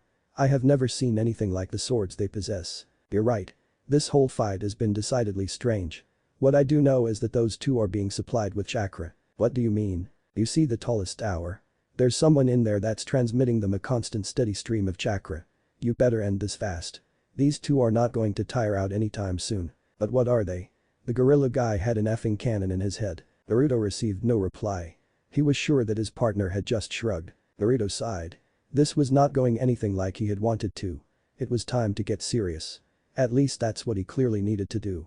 Whether he could manage it, he wasn't sure. It had taken Hinata all of her self-control to simply not Jayuken the innards of the toad she was in when she had been grabbed. There had been two main reasons for that.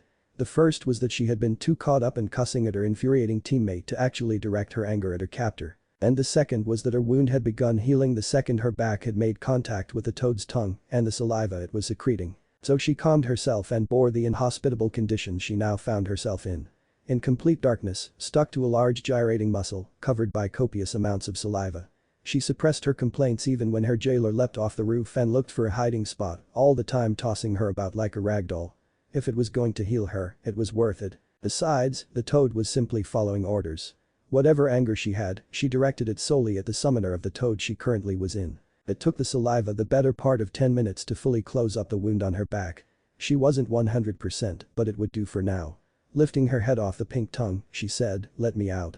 "It's done." Her jailer complied quite readily. The toad's mouth opened and let in light, hurting her dilated pupils. Extending its tongue, the summon gently placed her on the ground. They were in the tiny space between two towering skyscrapers. 15 feet above them a dense array of pipes were running from one building to the other. "Sorry," mumbled the toad. "That could not have been pleasant for you." Hovering from head to toe by thick, sticky saliva, Hinata shook her head in agreement. "No, it most definitely wasn't." "I'm sorry," repeated the toad.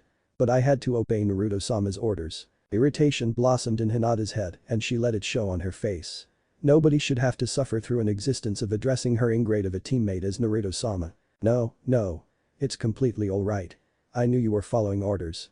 Besides, you healed me. What right do I have to complain? Oh. That's alright then, I guess, mumbled Piri. Hinata sighed. Her new companion seemed to be meeker than she had ever been. Having to refer to her teammate as Naruto-sama wasn't going to boost her self-respect anytime soon. Focusing on more important matters, Hinata clapped her hands together and activated her Byakugan. A switch flipped somewhere in her brain and she was now bombarded with a large amount of visual information. "We need to get back and help," said Hinata as she scanned the skyline for signs of fierce battle. "I'm no good at fights," mumbled Piri. "Well then, you better get out of here pronto because we have won our hands now." It had taken Hinata about 10 seconds to locate Naruto. At the same instant, her eyes had also shown her what was approaching the west end of the alley they were in. Hinata turned and faced the threat. From the shadows, wearing a black cloak adorned with red clouds, emerged the third enemy whom she had confronted at the inn. The one who had just stabbed her in the back. In his 50s, with multiple black piercings on his face and with orange hair, the enemy coolly stared her down as he closed the distance between them. With hardly a noise, his black blade slid out of his sleeve and into his hand. Piri let out a small whimper. "Get out of here," said Hinata as she slid into her traditional Jayuken stance. She had beaten the enemy once before and she could do it again. Her eyes informed that the Tenketsu she had shut down earlier were now all open and available for use. She hoped that he wouldn't summon another of the many giant creatures the enemy seemed to possess. In her current state, she'd be hard-pressed to handle that. The enemy made no sign of attempting any jutsu. He simply closed the distance between them in silence, blade drawn and pointed at her. Hinata lunged. Arm outstretched, she stepped into his swing and struck at the heart. Changing direction expertly, the enemy slashed at her arm with his blade. If that struck her, she is going to lose everything below her elbow. Ducking under the swing, she stabbed upwards with 2 fingers as the enemy's arm passed over her. Her fingers made contact with the tenketsu she was aiming for and she shut them off. Stepping to the right, she spun, her right leg aiming for the enemy's shoulder. Her all-seeing eyes watched as he pulled of a carbon copy of her own counter. Ducking neatly under her leg, he stabbed up at her knee with his sword. The enemy was now moving much faster than the time she had first confronted him. Her eyes provided her with an answer. The amount of chakra the man was receiving was now about 2 times as much as he had been receiving then. Clearly, she had caught him at his weakest the first time around. And that also explained why she hadn't anticipated the speed of the backstab at the end. Springing up, Hinata spun vertically in midair and converted the attack into an overhead kick with her left leg. In a flash, she retracted her right leg to avoid his blow. As planned, the black blade whistled harmlessly through empty air. What didn't go according to plan was that her left leg didn't crunch into the back of his head as she had intended. The enemy neatly dodged sideways and swung at her again with frightening speed. Hinata's eyes widened. She hadn't expected the burst of speed that the man had just displayed. She was now falling in midair with absolutely no way of dodging the blade flashing at her. Her neck protested in earnest as something large and pink grabbed her and pulled her backwards at high speed. "Thanks," she said as Gamapiri opened her tongue and let down Hinata. Unsheathing her tanto, she pointed it at the enemy as he once again approached them. He was clearly faster than her, and that was a problem for a short-range fighter like her. But she didn't let that fact bother her especially. As a woman, she was beyond used to taking enemies on who were faster and physically stronger than herself. With hardly a sound, her enemy charged. At back, she yelled at Gamapiri, and the toad complied instantly. Hinata waited until he was close enough. What she had in mind would work only once. And only if she made sure the enemy was close enough when she did it. Hinata expelled a copious amount of chakra from every single tenketsu on her body and spun like a top. As her momentum increased, she was enveloped by a large spinning globe of chakra. A globe which would deal anyone stupid enough to run into it with crippling amounts of damage. She watched with her all-seeing eyes as her oncoming enemy rushed right in with his sword raised. What happened next stunned her. Instead of being blown away by her cane, the enemy simply slashed through with his blade. Instead of repelling the obsidian sword, her chakra simply wasted away as the blade ripped the control of her own chakra right out of her hands. There was nothing she could do when the blade ran through her right shoulder. A sharp jolt of stinging pain shot into her brain and clouded her eyes as she once again lost control over her own limbs. With his other hand, the man grabbed her throat and lifted her, squeezing heavily. Hinata's brain shocked into gear, dulling away the pain as her eyes now took in the thing that stood behind her captor. The large monster's head, emitting red smoke. As she watched, it opened its mouth and exposed a row of sharp deathly teeth and a darkness that seemed endless. For the first time in many years, abject fear clouded every inch of her body. "Who are you? And why did you come here?" asked the man. Naruto stared at his opponents from his rather unusual position on the side of the tower and prepared to step into a higher gear. Up till this moment he had been relying on his pure physical speed. Now, it was time to show them why Jiraiya considered his Shunshin to be the best in the world. The gigantic crash to his right informed him that Gamakichi was now successfully assisting Mutasan, but had been unable to keep to his request of minimizing property damage. Besides, maybe it wasn't the best idea to have lots of his summons running about town. His toads, like Jiraiya, seemed to have a distinct dearth of self-control. Plus, at the rate he was going to end up building a reputation for himself. And that was the thing he most definitely did not want. He slowly began to bend to mark the spot he was glued to. And that was exactly when his enemies burst into motion. Clearly, they were beginning to get a lock onto his abilities. Mid-air, Gorilla lifted his left arm and somehow launched multiple missiles right at him. Naruto prepared to teleport away but was rudely interrupted. He simply disappeared in a cloud of white smoke. He reappeared in a tiny alleyway. Behind him he could sense the presence of Piri. Clearly, she had performed an Akuchius. And he could see why. In front of him, the third enemy was strangling Hinata. Protruding from her shoulder was another one of the black blades, and that explained why the Konoha was not struggling to escape. Without a word, he exploded into action. Before the enemy could react to his presence, he had performed a Shunshin and was now bombing down on him from above. In his left hand, he possessed a glowing maelstrom of condensed chakra. In his right hand, he was hefting the hilt of one of his blades. With as much force as he could muster, he struck down on the obsidian blade vertically with the hilt of his katana. The black sword easily snapped into two. Simultaneously, his Rasengan ground into the back of the enemy's neck with a ghastly sound. His victim collapsed in an instant. Spreading his legs, Naruto landed lightly, taking care to avoid the body. Hinata collapsed heavily onto her knees right in front of him. At the rate the fight was going, she was going to get killed the next time around. He made his decision in a second. Why can't you run away like the rest of us? He asked as he flipped through a couple of hand signs. That's the third time I had to save your ass. With multiple clouds of smoke, his many summons disappeared from the village of Aim as he cancelled his Kuchi's techniques. Stepping forward, he grabbed Hinata's uninjured shoulder and teleported. There he appeared back in his apartment. At this distance, there was no way the chakra receiver would still be active, and his hunch proved true as his partner staggered on her feet and collapsed backwards, surprised by the sudden change of location. She groaned as he landed on her behind, and Naruto felt a tinge of sympathy. His teammate had been through a lot that day. "Where are we?" she asked as she slowly began to pull the broken obsidian blade out of her body. Her right hand jerked with pain as she completed her task. Giving the bloody half-blade a cursory glance, she lightly flung it to her side. It landed neatly on his bed. "My bedroom," replied Naruto. "Where?" "Konoha. You have a house in Konoha?" "Apparently so. What is that supposed to mean?" Naruto shrugged in response and went over to pick up the black blade before the blood permanently stained his sheets. "We need to get you to a hospital," said Naruto as he picked up and examined the blade that had irritated them so much. "I'll live." "We need to report to the Hokage first," she replied as she struggled to stand up. Naruto approached her and held out a hand. She stared at it dubiously for a few seconds before accepting it and helping herself up. "You've just been run through. The Hokage can wait a bit." "No," she replied harshly. "The village comes first." Naruto raised a questioning eyebrow. "Well, they sure have you brainwashed," he commented dryly with a shrug. Over the years, after a couple of dealings with the opposite sex, Naruto had developed a theory regarding women. He had shared his theory with Jiraiya, and his mentor had backed it up wholeheartedly. Naruto was of the opinion that all women possessed a Kekkei Genkai. And they all possessed the exact same one to boot. At that moment, if Hinata had tried to punch him, he'd have blocked it. If she'd tried to knee him, he'd have dodged it. If she had decided to spit in his face, however unlikely that may have been, he'd have ducked under it. And that was exactly why he wondered why it was that whenever a member of the opposite gender tried to slap him, all his years of training and reflexes simply seemed to abandon him. What rankled him most was that his theory applied to civilian women as well, a fact which Jiraiya wholeheartedly agreed with. The room echoed with a noise as her palm made hard contact with his face. He had definitely not seen that coming. "Never dare questioning my loyalty to this village again," she growled. Turning sharply, she stomped off towards his door and exited. Naruto simply stared at the wall in front of him in shock for a few seconds. Then he sighed. This had been the worst day of his life in quite a while. At least the last time he'd undergone similar treatment from a member of the opposite sex, it hadn't been after he'd saved said female's life on 3 different occasions.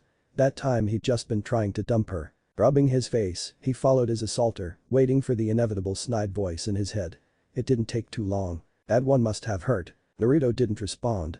Anything he said would simply stoke the fire. "Oh, so it's going to be the silent treatment, eh?" Silence. "You know, I sometimes wonder what's wrong with you." Silence. "Ignoring the fact that you let that girl bitch slap you, I sometimes wonder if there's anything in this world that can get you angry. I mean, look at yourself. You're just following her without a word. Right after she slapped you. I mean, if somebody slapped me, then I will you stop repeating that word? I know you're doing it just to piss me off." "What word?" Naruto sighed and rubbed the bridge of his nose. "You didn't say which word you were referring to." Silence. "I'm starting to wonder about your self-esteem, my friend. As it stands now, you seem to be scraping the bottom of the barrel." More silence. "You know what you need. I'll tell you what you need." "What you need? Will you bloody just shut up? Eh? That's what the problem is. You're only ever getting angry at me. Poor me whose only fault is trying to help. You're always taking out other people's frustrations on me and I don't. What the fuck are you getting at acting like you're my wife or something? All I'm trying to do is to be the voice of reason here. If you're going to misrepresent that as being like a nagging wife With immense effort, Naruto tuned out the fox and exited his room, expecting his living room to be empty. However, that was not the case. Standing at the entrance, with her hand on his doorknob and her back to him, was Hinata. "I'm sorry," she said softly. "I shouldn't have done that." Naruto didn't respond. Quite frankly, he had no idea what to say. So he stood there dumbly. "Thank you," she said. "I would not be here now if not for you." Naruto remained mute. "Why?" she asked for a while. "Why what?" was his reply when he failed to comprehend the question. "Why did you come back?" It took him a long while to respond. "I have no idea." Turning back slightly, she looked back at him and caught his eye. "That's a lie," she said. "I don't need my Byakugan to know that." Naruto shrugged. "What do you want me to say? Why leave in the first place if you were going to come back anyway?" "I don't know," replied Naruto. "Quite a lot of the time, I have no idea why I'm doing anything." "Yes," she said slowly. "I can see that." He had no idea what that was supposed to mean. "Thank you. I owe you my life. I shall make it up to you one day. Twisting the doorknob, she turned and left his apartment. Naruto stood there in silence for a few moments. Then he shook his head as if to clear it and followed. There was twinkle in the Hokage's eyes and Naruto did not like it one bit. Hinata's clothes were in tatters and adorned with multiple splotches with blood. There was dried blood on her face and a dark mark on her shoulder which was slowly increasing in area. But the only thing the old man had an eye for was the red hand-shaped mark on Naruto's face. Why Naruto-kun, I really didn't think you would try something like that. I had expected more from you. Hinata-san, I must really apologize in his stead. You see Naruto here was raised by a man with a shocking lack of morals. I'm sure he didn't really mean it The Hokage, however, was interrupted by two simultaneous voices. It wasn't like that, I swear. Pleaded Naruto. Don't even go there. Snarled Hinata. Sarutobi raised an eyebrow at their reactions. The twinkle in the old man's eye definitely didn't disappear. Ah, I seem to be traveling on territory where I shouldn't be it seems. Maybe we should turn to the mission itself. Or maybe we should wait till Hinata-san gets her injuries looked at. There's no need for that, replied Hinata briskly, brushing aside his suggestion. They can wait. I see, said Sarutobi, finally getting serious. Well then have a seat, both of you. I can see that this is going to take a while.